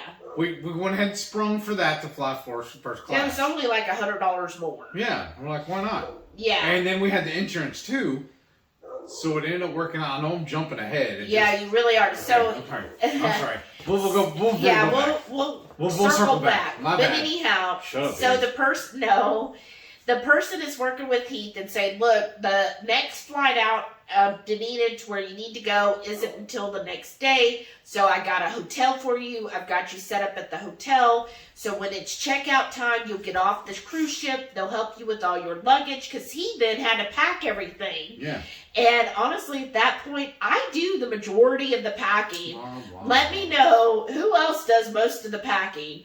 So I do most of the packing. Heath is all like, I've got to pack everything. And he's like, I don't know how to pack everything. And so he's kind of freaking out. But people on the ship were real nice. A lot of them helped him and everything. They helped him then get off the ship. He had a hotel at Dunedin. He told him save receipts for the food and all that. He ate there. Stays in Dunedin. Then they had where the next day, then he flew out to where I'm at. Well, in the meantime, they're like, okay, you're doing enough where we don't need to keep you in ICU, so we're going to move you to a regular room. And they're like, now normally, this hospital, there's no like levels, like everybody's in a shared room. And they're like, but since you're American, and due to the severity of your wound. Well, the location of the wound, because that's such a private area. Yeah, they were like, we're gonna get you your own room, but just so you know that we really had to work things out to get that to happen.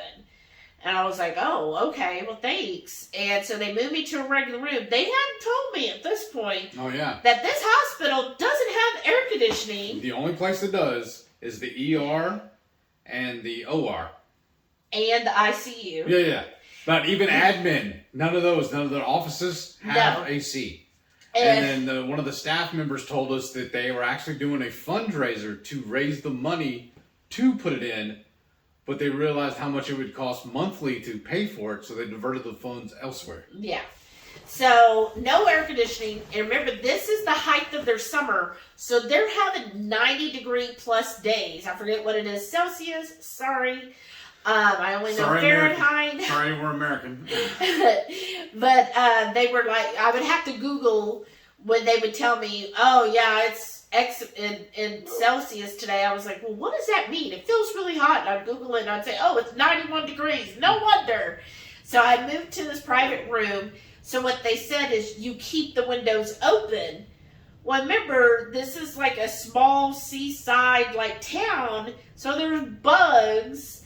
So There's no screens on the windows. No screens on the windows, which could they've diverted funds for that, but anyhow. So you have that going.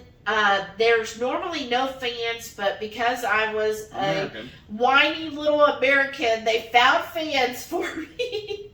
Like, seriously, they were like, oh my gosh, like so many people, they were like, you're American? And then She was almost like royalty.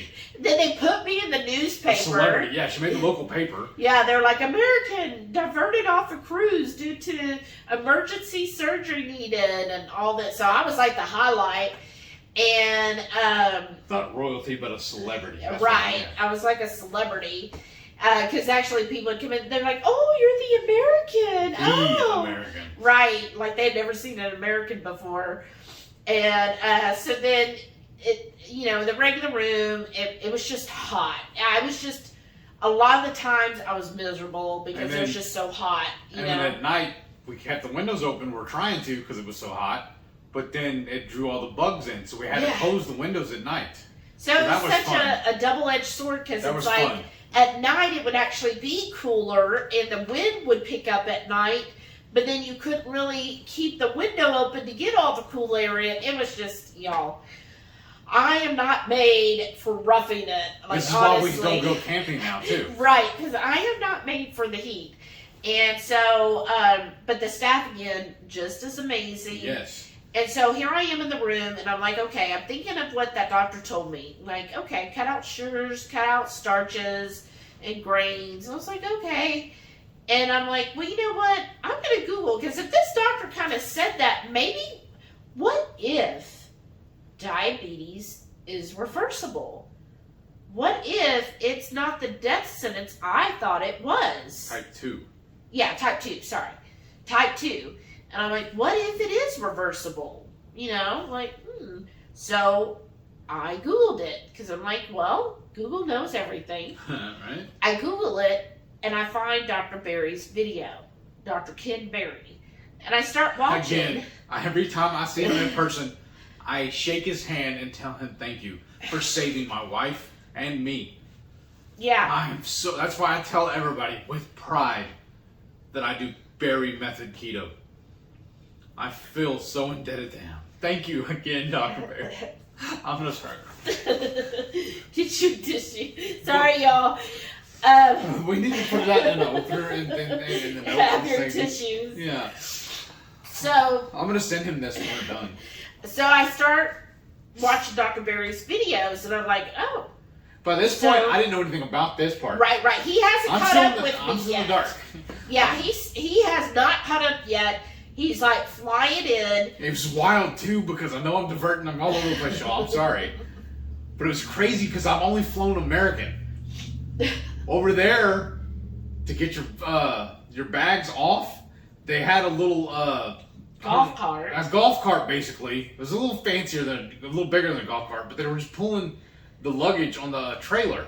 And as you got off the plane, you walk over and grab your bags off of this trailer. And you board and exit the plane like you see on old movies where you go out on the tarmac and go up the stairs and down the stairs, and then right there's the luggage and you grab it. Yeah. But so different. Yeah, so Heath is still not with me, y'all. So this is hard because we had never at that point, so we've been together 6 years, we never had a day apart. No, I think you've been tonight one time when you had a thing for your sleep app. You spent one night, I thought. After we got, I think when the first year we were married, you went I don't remember that. Thought. Anyhow. Maybe I'm imagining. See, well, we always said we never had a day apart, so I don't know what's changing. But anyhow, we had never actually had a night apart. So here it is. So it's getting hard. Haven't seen him.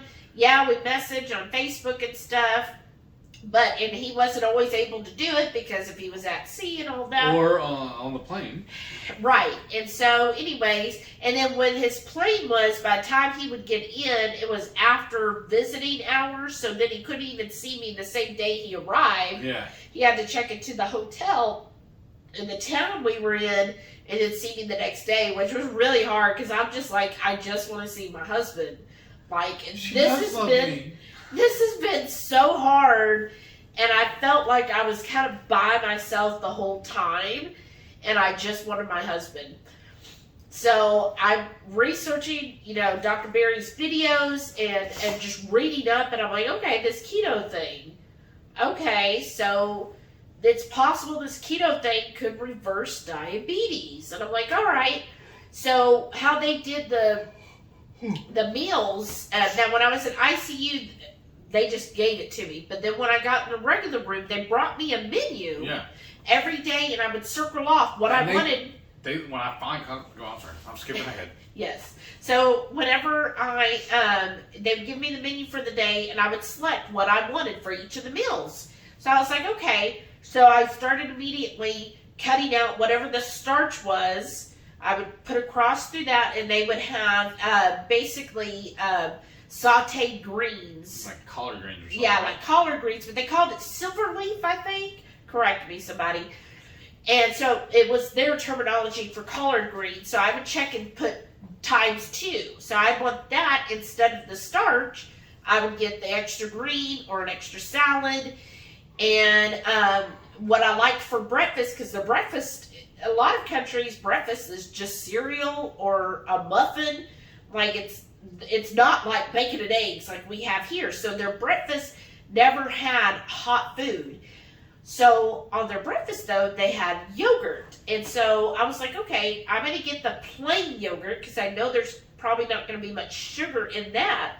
And I'm telling you all, I wished I had saved the name of this, and it might only be available in New Zealand, but this yogurt, a cup of the yogurt only had 1 gram of carbs.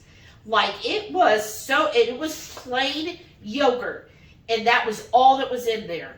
No sugars, no binders, just yogurt. Like, if you make 2 kks yogurt from scratch, that's what I got in this thing. And it was the lowest carb I've ever seen for yogurt. Sense. Right. And I'm sure, a lot of universal yogurts, they do automatically carbs are measured differently than here in the U.S., but that only had 1 carb a serving. So that would be my breakfast. I would just have the yogurt and a cup of coffee, of course. And that's what I had. And it was so good. And then, my lunch and dinner, of course, would have the other stuff, but I just would not eat the carbs. And I wouldn't get the dessert. And, of course, they would have afternoon tea. A couple times I would have a little cookie with my afternoon tea. So then he finally catches up.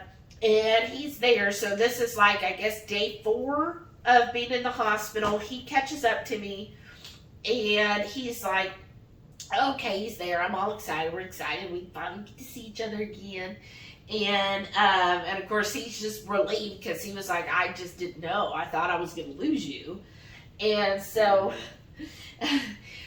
he's sitting there, and I remember they even brought him a special chair. Like, they're all, trying to help him. It's so sweet. Well, my own recliner. Yeah, they brought him his own recliner. And then they started bringing me a menu also. So they even had where you could, if your family was out of town, they had special rooms that your family could stay in. Yeah.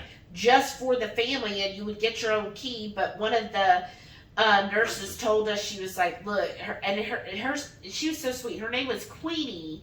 I loved her. She was adorable. I was just thinking we need to find her. And she would come and tell us, she'd that was a nickname. Yeah. She would tell us, she'd say, look, I know they're putting you up in one of those rooms, but don't put anything of value there. She goes, I know sometimes they get broken into. There's thieves here, so don't do it. Keep whatever valuables in this room. Don't put it there. And she's like, honestly, I wouldn't personally sleep up there. She goes, if you can, I'll just bring you a change of sheets if you're okay sleeping in the recliner. The recliner. And so he was like, yeah, I could just do that. Mm. And of course, he had a hotel, so he would leave and stay at that hotel. But then they were only able to book the hotel for 2 nights or 3 nights because there was some kind of event coming up on the weekend, and the hotel was completely booked because it was the only hotel in the town. Yeah. So, anyways, he's sitting there. I digress again. And he's sitting there, and he's like, "Oh, I'm just so glad you're alive. Oh my gosh, it's just." And he's telling me everything he's been through and and how everybody was shocked that it was me getting off the ship. She's like, I was too. And I said, okay, well, I'm going to tell you something. You're probably not going to like it. And he's like, And I said, look, and I knew, honestly, y'all, side note, I knew I had him. Like, if you have a partner, you know what I mean. Because I almost died. And I knew if I was going to get anything for him to agree with me on anything, this was the time. Like, I could not wait, because then it would go away. This was seize the moment, because I knew this is when it would happen. So I told him, I said, look, I've been watching and studying up on things. You know, my diabetes is out of control. I gotta get it fixed. So I'm gonna have to go keto, but I can't do it myself. You're going to have to do it with me. And again, I knew I had him. I knew he would not say no to anything to me at that point, because he was just so relieved and happy that I was alive. He could not even fathom telling me no. Witchcraft, I tell you. So I was like, I had to do it then. So I told him, I said, you're going to have... And we're in the hospital. Perfect time. Right. And he's in the recliner and all. And I said, look, you're going to have to go and do this with me. And y'all have heard me tell before, my favorite foods have always been pizza, burgers, and tacos. So I was freaking out. And I said, but you're going to have to do it with me. Like, we have to do this together. And, you know, otherwise I will probably die. And he was like, okay, yeah, whatever. If that means you're going to be alive, yeah, I'm in. Like, he's all in, because, again, I had him, right? He couldn't say no, whatever. And so he was like... Rude! He was like, okay. He goes, well, look. He said, while I'm with you, yeah, I could do that. He said, but if I'm, like, at a job site or out of the house, I can't promise you that I'm going to do that. Like, you know, when I'm on my own, I might eat, you know, one of those things. He said, but I won't do it with you or in the house. I won't bring that stuff into the house. And you know, if we're together, we're not, which we're like together 99% of the time. Especially now we both work. I know. Like, we always are together. So I was like, that's fine. As long as it's not around me, and as long as you're okay with it in the house and everything, then yeah. And he's like, okay. And I know it was a hard pill for him to swallow, but I knew that would be the only point he would actually swallow it. So that's what I started doing keto. And it was just very simple, y'all. Did I get into all the ingredients at that point? No. All I focused on was eliminating anything with sugar, eliminating all of the starches, and eating leafy green vegetables and meat. That was all I focused on. I didn't look at, oh, is there corn syrup in this? Oh, is there this in it? It was like, okay, just eating that. I was in the hospital a total of 10 days. Every single day after my meal, they would come in and test my blood sugar, and oftentimes, well, every single time they would give me a shot of insulin, which I wasn't doing it to myself, so I was okay with. So they'd give me a shot of insulin. I, you know, would take it. Well, by day 8 of just doing that, y'all, just doing no sugar, no starchy vegetables, by day 8, when they took my blood sugar, they were like, oh, it's fine. We don't have to give you insulin now. I was like, what? And she was like, yeah, your blood sugar's good enough. I don't have to give you a shot of insulin. I was like, really? Because believe me, it's not fun, and I have horrible veins, so they would constantly have to be changing my IV, which is just horrible. Like, it hurts after a while. Several days of having the IV moved and all the time, and then it was almost like it was just barely holding by a thread. So if my arm turned a certain way, it would no longer work. So it's not a fun experience. And so when they told me, yeah, I don't have to give you insulin, I'm like, 8 days? And already they're not having to give me insulin. I was thinking to myself, hey, something's going with this. That's something to go where I'm eating and they're not having to give me insulin already. And it continued. So I was in the hospital a total of 10 days. Again, during that time, we're working with the insurance. They're, the hospital is already saying, okay, we're fine to release you. But the cruise ship would not take me back. They're like, it's too much of a risk. You're going to have to go home. Like, your cruise is over, which was very, very sad. We only made like 37 days. I think you made 37. I was 34. I don't remember. It's written down. Yeah. So that was very disheartening to know we only made it a third of the way.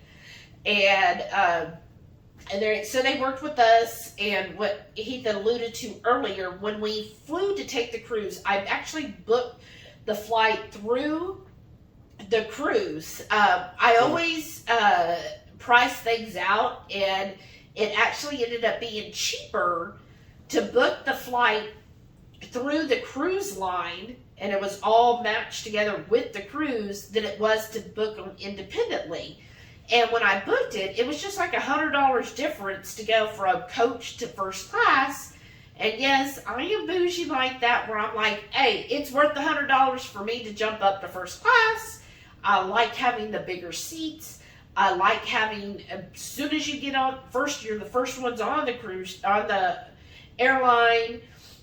They bend over backwards to help you, and then as soon as you get in your seat, the stewardess is like, what can I get you to drink? And you get a drink while they're still boarding everybody else, you're already having a drink.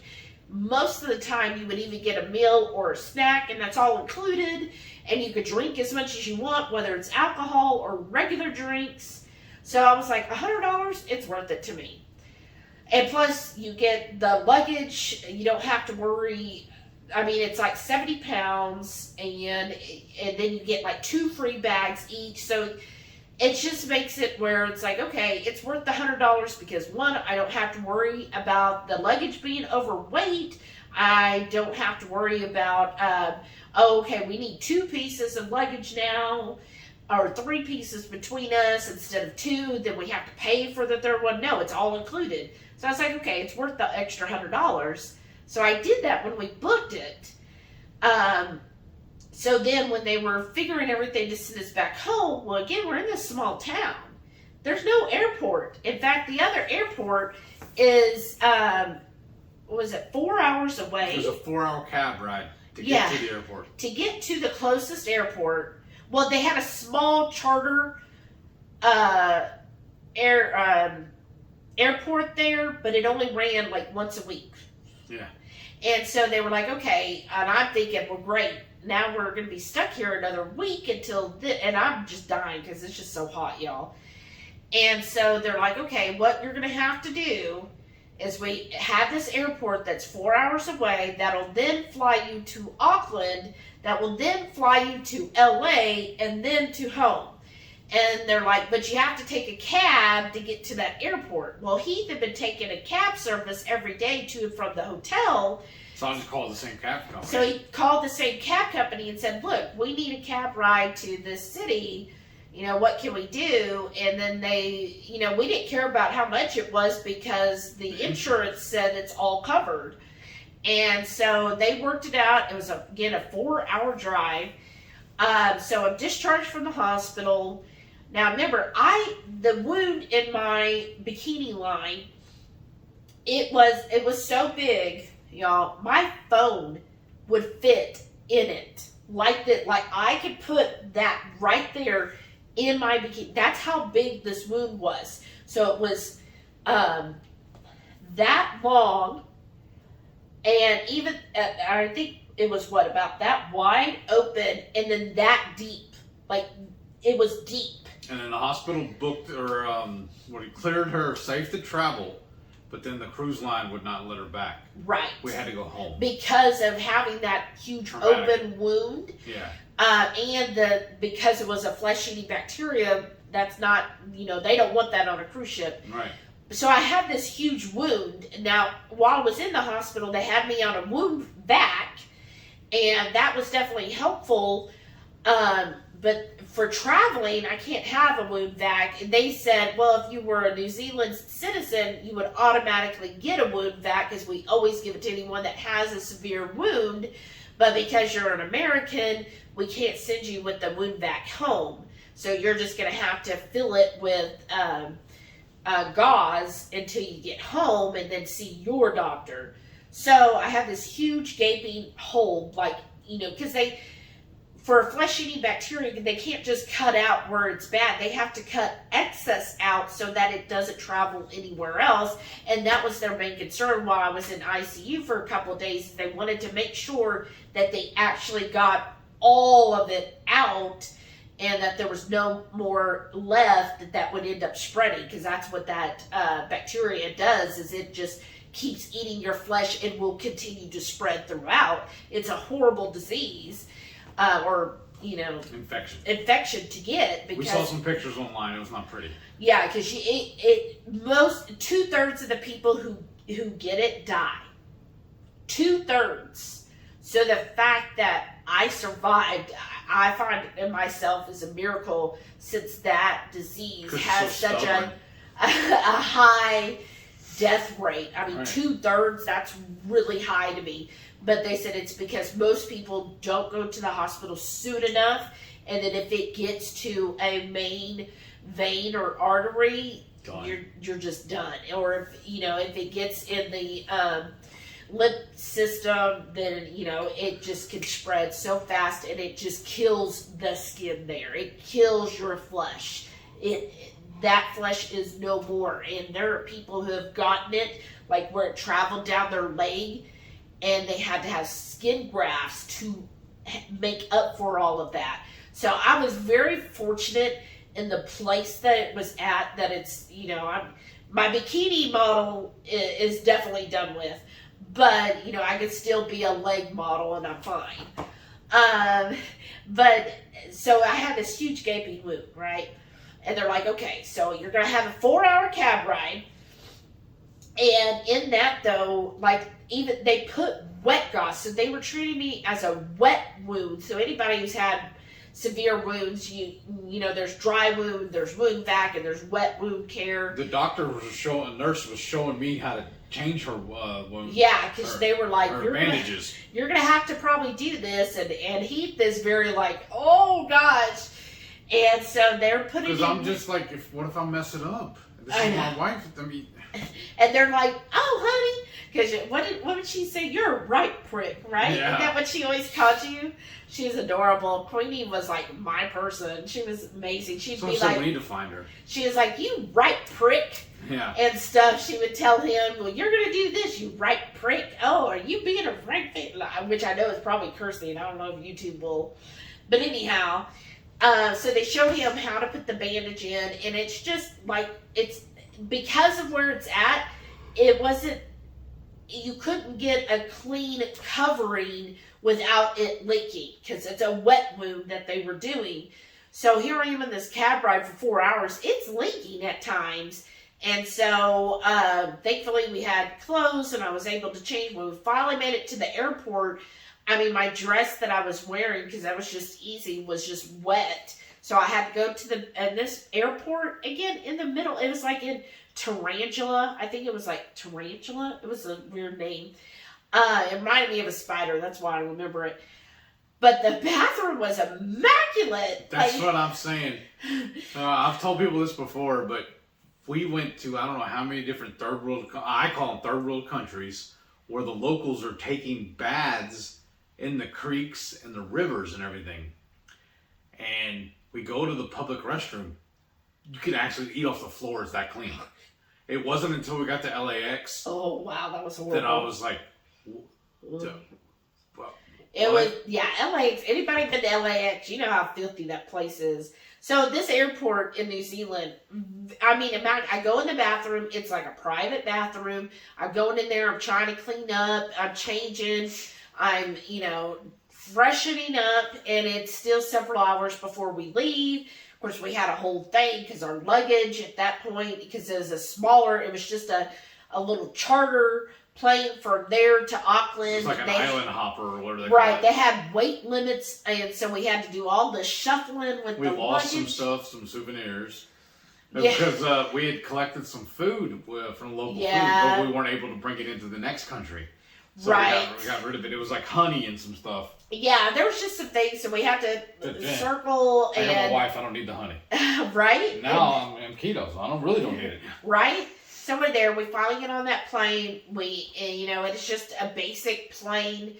And we hop, and I was able to tell the person, I said, look, I just had surgery. Can I please get 2 seats by myself? Like, I don't think I can. I mean, it was so small. We're so big because we're still, even though that had happened, I was probably pushing, actually, I was over 350 pounds. I know because they had to weigh me. And I'm sure he was close to 500. Yeah. Right? Yeah. Well, I said whenever I started, I was 460. But that's just where the scale tapped out. Right. And that was already after like a month or 2. Yeah. Yeah. So at this point, he's probably pushing 500 at least. I know I'm over 350. We can't sit in those small airplanes together.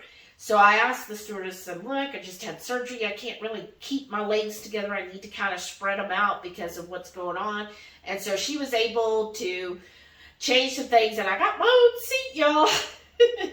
And it was such it was kind of cute. Like, you didn't get refreshments or anything. All she did, she came with like a 2-liter bottle of water, and she gave cups to the front row, and everybody took a cup and passed it back. Yeah. And then she came around to each person and just poured water into. That's how they serviced. Yeah. Which is funny. But then when we made it to Auckland, y'all, Auckland's just very metropolitan city. Like, it very much reminded me of like Houston or any major city in the country. I think she would have had a better time at the hospital if we would have got off then.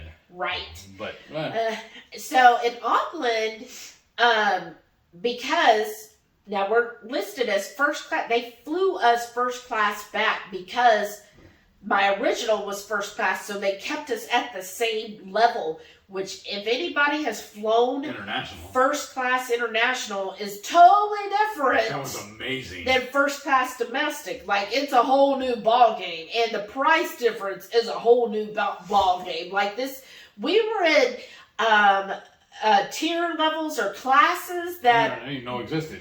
Right, like this is not built for people like us. It had a sleeper section on it, and when you were ready to go to sleep, the stewardess would come back and you'd get up and she would make your bed for you. Or he. Or yeah. But yeah, so when we got to Auckland, because we were first class, they actually have a first class international lounge. Mm-hmm. And when we go there, they have the private showers if you need to shower and change. They have a full setup of food that rotates during the day, depending on the meals. And I mean, this buffet, it was full It's service. better than some other restaurants I've been to. Yeah, it was like a full service buffet. I was impressed. And then they had a bar, and then they had a coffee bar, which as soon as I was like, coffee bar, I'm in. So what was nice about that, because at that point, we'd been traveling all day. So we go to the private showers, and I'm like, Heath, you got to help me because I know it's leaking and everything. And so he helped kind of change the wound there as best as we could. I freshened up again. And then we waited there, and it was really nice because like they had people already when you checked in at the lounge, they knew when your flight was leaving, and they would keep tabs on it. And then they would find you when it was time that you needed to go to the gate. So, and especially for us, because I had wheelchair, because of having the surgery, I couldn't really walk with this huge wound and all this stuff. So they would keep me in a wheelchair, which was nice. And so they were, have the wheelchair person come up, and they're like, okay, we've got you ready. Your plane's just arrived. So by the time we push you there, then it'll be ready for you to get on. And I mean, really not like that really was like first class service. And again, when we ate there, we stayed basically keto-ish, low carb-ish at least. I didn't. No, she did. I was like, I'm I still did. gonna have my burger. You just calm No, down. no, at the lounge. Oh no. We had like salads and stuff. I just remember I wasn't really until we got home. Right. So I remember even when we got here, I went with the Whataburger. Well, yeah. So then, anyhow, so we get on the plane, fly, and again, it was an amazing experience because there's a huge it was Air New Zealand. I don't know if anybody else, comment if you've ever been on Air New Zealand. When you board the plane, again, it's like a movie, because if you're coach or whatever, they're like, oh, you go that way. If you're first class, they're like, oh, right here. And then they have somebody, one of the stewardess or gentlemen, and they'll take you to your seat. And they're like, here you go. It's like you're having a butler or an usher. Yeah. At the like an auditorium or whatever. And when you go into the first class area, it's like a small hotel. It's like velvet ropes and I know, like it's so big and luscious and roomy, and so the person, we couldn't sit together. I was kind of sad, but they were like, "Oh, here's your quarters," and it's like this big open. It's like being on a couch. Yeah. And you have your little TV with your remote and your plugins and headphones and all the necessities, and then they give you a little bag. I have even a little section where a little desk area where I could set my laptop on it. Yeah, and then they had an extra, like, you could either use it as a footrest, or if you wanted to visit with somebody else, it turned into a little side seat for another visitor to come and sit with you. Yeah. And then they also gave you a cosmetic bag, so you had all your toiletries, your eye mask, your socks, your toothpaste, a toothbrush, mouthwash, floss, like all the little, everything you would need for a comfortable night, right? And then they were like, the menu, and they leave an actual menu, like you're at a restaurant, and that's what you decide all the different meals that you're going to eat. And then, of course, before you even lift off, again, they're like, what can I get you to drink? What would you like? You want some sparkling or still water? Oh, would you like this? Oh, yeah, I could get you a drink, or I could get you this. And, like, they're so helpful. And so it was a great flight. It was very nice. And again, like he said earlier, when I got up, I was like, I think I want to go to bed now. And they're like, okay, I'll make up your bed. And then I go to the restroom to brush my teeth and all. And when I come back, yeah, my bed's all made up with the sheet and pillow and everything. And it was wild. I've never done that before. I know, I've never either. Before Probably or never after? again. All right. Yeah. And so, and then like when I ordered my food, because again, I'm like 8 days in, I no longer needed insulin. So I'm thinking that something's working. So when I ordered the burger, I just took the bun off and I didn't eat the bun. And I got it with a side salad. Huh? It's like, well, she can't see me. I'm going to eat it. Yeah, because he was like a couple rows like over, and the way they do it, it's like you're in a private like cubicle. And so it was like really, staggered. Like mine was here, hers was over here, or something like that. Yeah, it was weird. But you had all the privacy, so you didn't see your neighbor, and so you wouldn't. And now you could lower that if you wanted to talk, but everybody kept theirs up, and I was like, I don't want to talk to some stranger. Uh-huh. So we arrive at LAX, which is just bleh, and then we finally make it home to Houston, and by this point I'm like, I really need this like completely changed, and Heath is just like freaking out. He's like, I can't do it. So we go to the emergency room. They're laughing at me. Like, you can't do that? I know. We ended up going like 2 or 3 times, and then finally I'm like, Heath, you're going to have to do this. We can't keep going to the emergency room until I get in with the doctor. Because when we got home, it was a Friday. Well, most doctor's offices here are, if they work a Friday, it's a half day. So I didn't even know who to call, right? Because that was fun too. In New Zealand, they're just like, yeah, we would just give you all this stuff and follow up with you, but you do what you have to do when you get home. When I get home, and when I asked in the hospital, they're like, oh, I don't know who you would call. And so I'm like calling a general doctor. They're like, no, we wouldn't do it. And then I'm like calling. We went to one of the minute clinics too, didn't we? Trying to figure and then I called like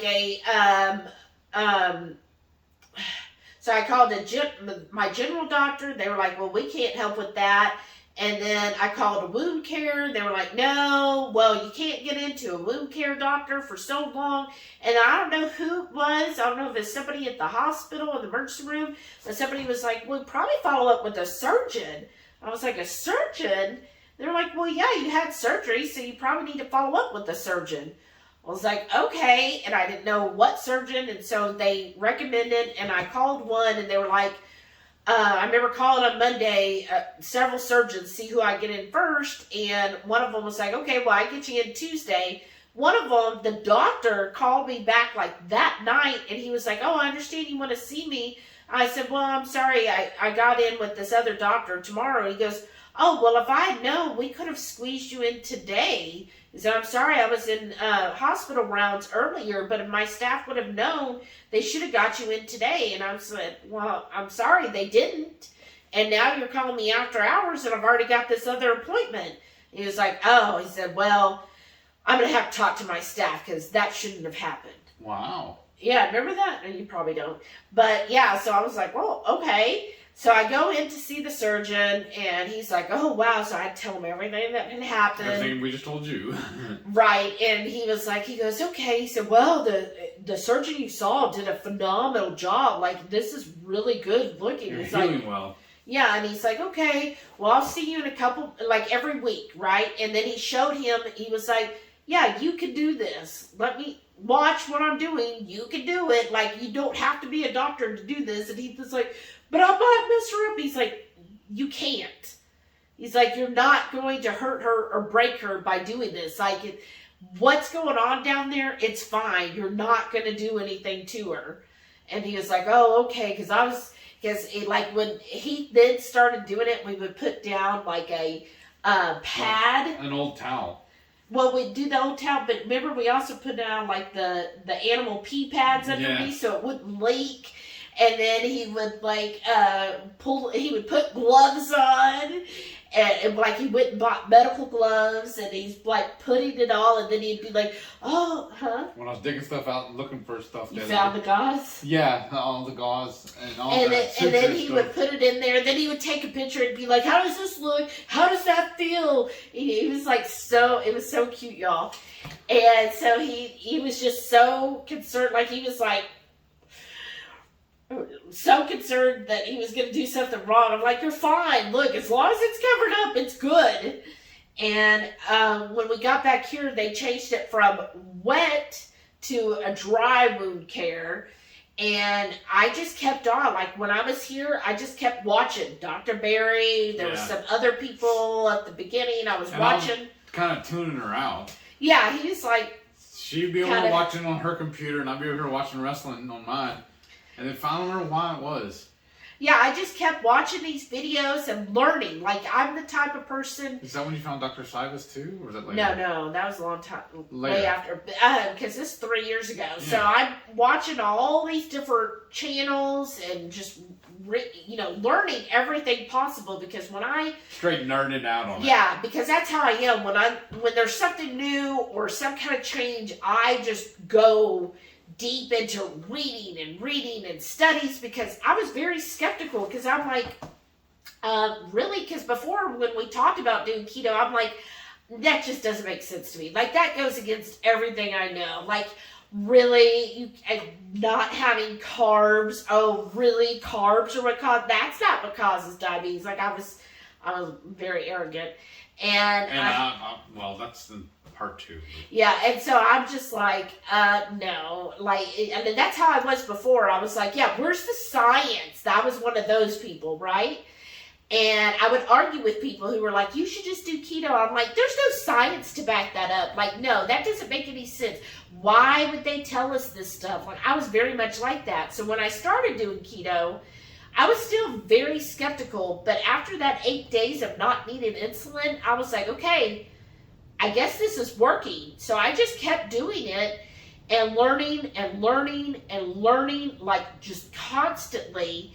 And then one day he was, here I am listening to Dr. Barry, and he's like, I'm like, oh, this guy's so good. He's like, He's like, well, he didn't want to act like he really wanted to hear and learn, because he's like, I just like to watch for entertainment. I don't like to learn. I'm not in school anymore. And so he's like... You're using book words, and school words. He goes, well, wait a second. Let me pull them up on my computer so we can watch it on the big screen because this computer is always connected to the TV. And he puts Dr. Barry, and I don't even remember which one it was, and he's like, what would you say about him? I remember what you said to you. This redneck. Well, you were like, no, you said, I kind of like him. Like, you were like, he's a doctor. Because he's down to earth. Yeah. He's not pretentious. And I was like, yes, that's Dr. Barry that I've been telling you about. And he was like, oh, well, he doesn't seem like a doctor. He's like, okay, this guy seems pretty cool. He seemed like some of the guys I used to work with. Right. And you were like, okay, well, I mean, he did used to do construction and cabinetry, like you. And you were like, okay. And so we both started watching Dr. Barry. And then I would say, oh, listen to this guy. Oh, listen to 80 Keto. Yes. We started them and we started going and listening to them, and then so that was February and then March, and when I followed up with the doctor again, I'm doing, I would say, very basic keto, but as I'm learning, as you learn more, you do better, right? So as I'm learning more, so if you're at the point where you're like, oh, there's just so much going on, keep it simple, you will get there. As I learned more, the more we did better. So I would say, okay, so I actually need to not use margarine. I need to have butter. Okay, so I'm not supposed to use canola oil or soybean oil. We had to swipe out our all the ingredient stuff in our pantry like 3 or 4 times. Yeah, so we would learn. I would say, okay, well, you know, we're not supposed to have this type of oil, so anything that's got those oils, and then we would be like, he was like, oh, that's canola oil and this, and I remember he'd be sad, he's like, so we're just going to throw it away? I felt bad too, because I was like, well, throw it away, and then I would give it to friends or family, and I'm like, well, if it's poison for me, why am I giving it to these people that I love? I know, one, that some of the things, if we never opened it, we just took it back to the grocery store. And that's why we always say, hey, do returns. Worst of them just tell me no. Yeah, and so we did lots of returns. Like one time they were like, sir, this is expired. You can't return it now. And we're like, oh. Okay, I threw it away when I was walking out. Right. But it really took us at least 3 times to clean out our refrigerator and our pantry, because as you learn more, you do more. So started with just the simple basics, no sugars, no heavy starches, and then it was like, oh, okay, don't eat these oils. So anything that had those oils went out, and then okay, we're not supposed to have not even sweet potatoes, like nope, can't have that. And he would be every time, he's like, can't have that either. And it was I was buying all the keto breads. Yeah, so and at that time they weren't found in Aldi's or Kroger's. It was you had to order them, so it was like Smart Buns, which some of y'all might have heard. So he'd get those. He would also buy the low carb tortillas, and the tacos are life. Yeah, and then we slowly found recipes and just started keto-fied things. So and that's why I came up with the truffle fries. Right. That's when that was right in the craze when truffles were so popular. Right. Like, wait a minute, you know what I could do with that? So here it is. Like March, I'm going to the surgeon.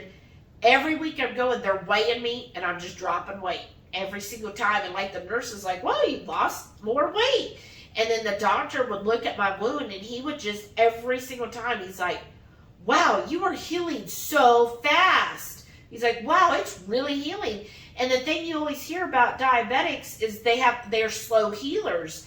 But like I've always been a fast healer, and he was just blown away at how quickly I was healing. And he was like, you are healing so well. He's like, yeah, like you're done. And I was like, can we go on a trip in April? And he was like, sure, I don't see why not. I think you'll be healed by then. So originally they thought it would take 3 to 4 months for me to heal. I was healed within 2. Proper human diet. Yeah. And a Again. lot of it, Again, thank you, Dr. Barry. I was eating a lot of Greek yogurt.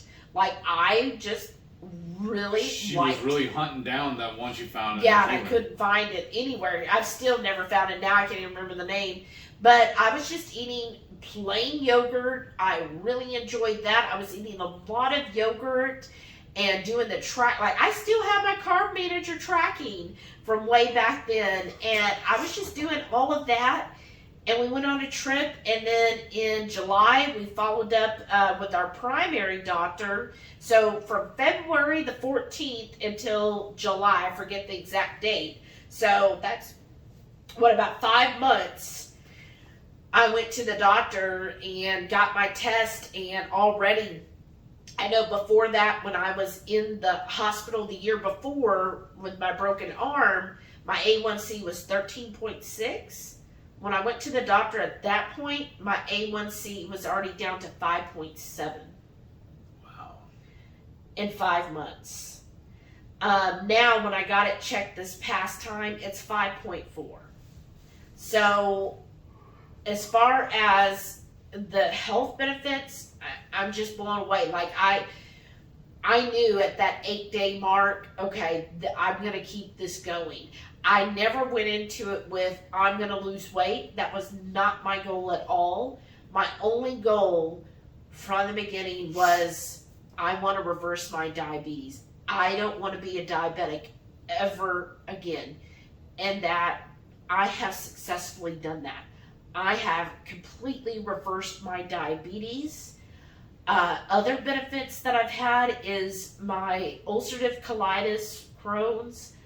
I haven't had a flare-up in 3 years. Before that, I was having flare-ups every other month. I was in the hospital all the time. It used to be so bad we couldn't go eat barbecue, especially if they cooked on mesquite. Yeah. She would get almost violently sick if we did. Yeah, a lot of times that one, there's that one place up north that your mother used to like to go, Yeah, the fried chicken. Fried chicken, She would couldn't get do sick. that. I would get sick. Haven't had any of that. I actually know what energy is for the first time in my life. I never thought that would happen. And into it, I have energy. Into it, my blood work is amazing. My cholesterol is amazing, especially when you look at the right numbers. Right. Everything is just actually, my hormones have just, it's just perfect now. Before, I had to take birth control to help with it. I don't have to do that. I quit that like after 6 months of keto. I stopped taking my birth control, which is scary. Yes. But for health, I stopped taking it, and my hormones are actually balanced. I feel so much better. It's just such a drastic change to know. In the afternoon, I used to almost always want to take a nap. Now, I keep working. I don't have any downtime where I'm just so tired. As far as weight, I mean, I've lost about 50 pounds, which, doesn't seem like that much, but I've lost a lot in inches. So my inches, like even in the past year, I've lost over 12 inches just in my belly. So my inches have definitely decreased. My weight, it just doesn't, my body's just like, you've been doing this for 40 something years.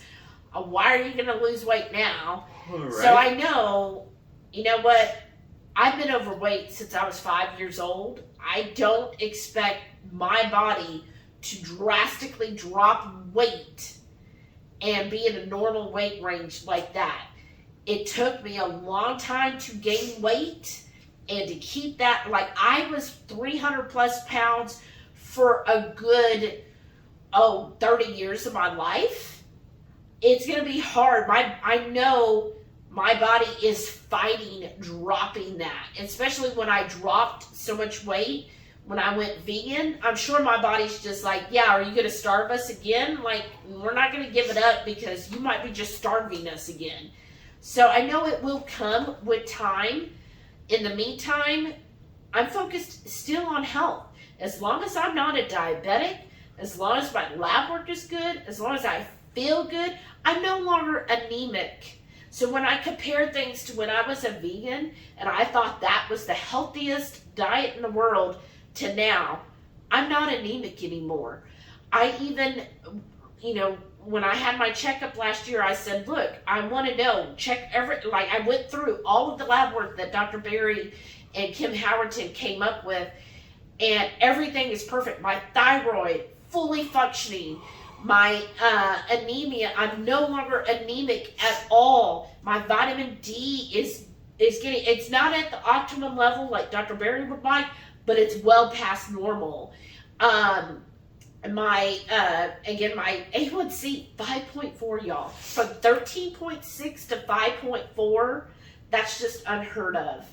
And then just the way I feel every day has made a huge impact in my life, where before I thought I was living, now I feel like we are living our life. Right. We like to tell everybody, how we were foodies. We self-attribe foodies or whatever, but we feel like we eat better now than we did then. Yeah. Better quality. Because that's always been our thing, is we wanted quality over quantity. Yeah. Like, I always hated buffets. Yeah. But, just the whole fact of a sneeze guard. Yeah. But it's been a wonderful story this past 3 years. I still know I have a way to go as far as weight, but I know my body has so much healing to do. And I still think it is healing, because who knows how long I was a diabetic, because I did not get that checked. Who knows how long? I mean, I know for years I had ulcerative colitis, which is very damaging. So I know my body is still healing itself, and your body will always prioritize healing over weight loss, because it knows, okay, I gotta heal, and to heal your body takes a lot of energy. So I'm not gonna give up your energy stores on your body until I know I no longer need it. So I mentally know that, but it is honestly a struggle at times, because when I see other people who are like, yeah, I dropped 70 pounds, oh, I've dropped 100. Mad at me. Yeah, or like, he's almost lost 200.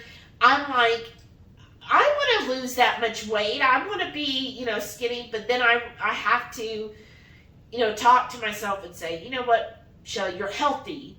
Your body is healing. It just takes time. And I know that the weight will come, but the most important thing is that my health is there. As long as my health is there, at one point in life, I really thought I probably wouldn't make it to 50. Like, I really did not see, and I think we discussed that before. Yeah, we're probably not going to make it. We're probably not going to actually retire. We will not live that long.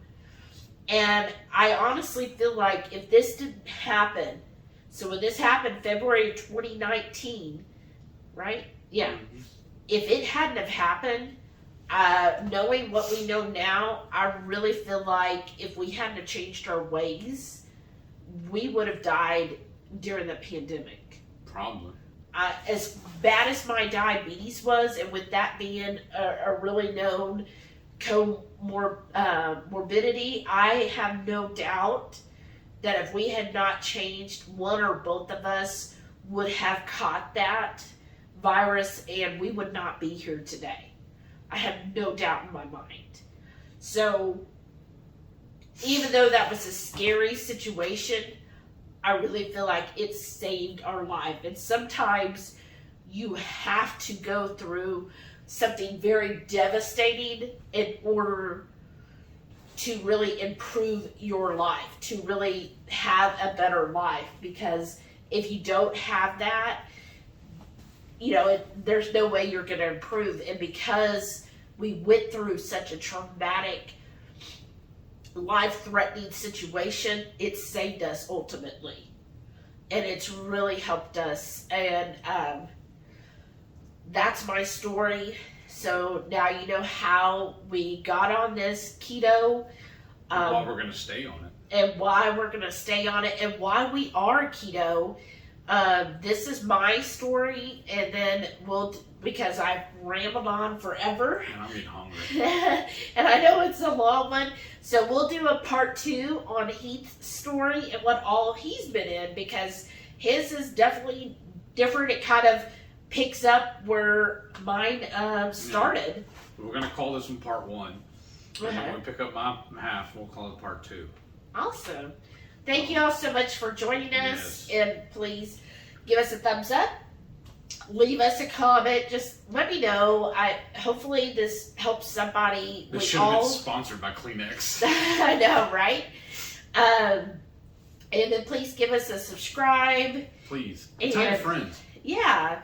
And just thank you all so much, the Hungry Horde, and y'all have helped us so much Thank you. over Thank you. since we started the That's channel. why It's- we're so excited about the cruise being able to hang out with y'all for longer Yeah. than just a weekend. right. Because so far, it's all we've been able to do. But y'all have really helped us, and thank you for spending your time today listening to my long, drawn-out story. I hope it didn't bore anybody. But again, thank you all so much, and please continue on in your keto story and keep that going as well.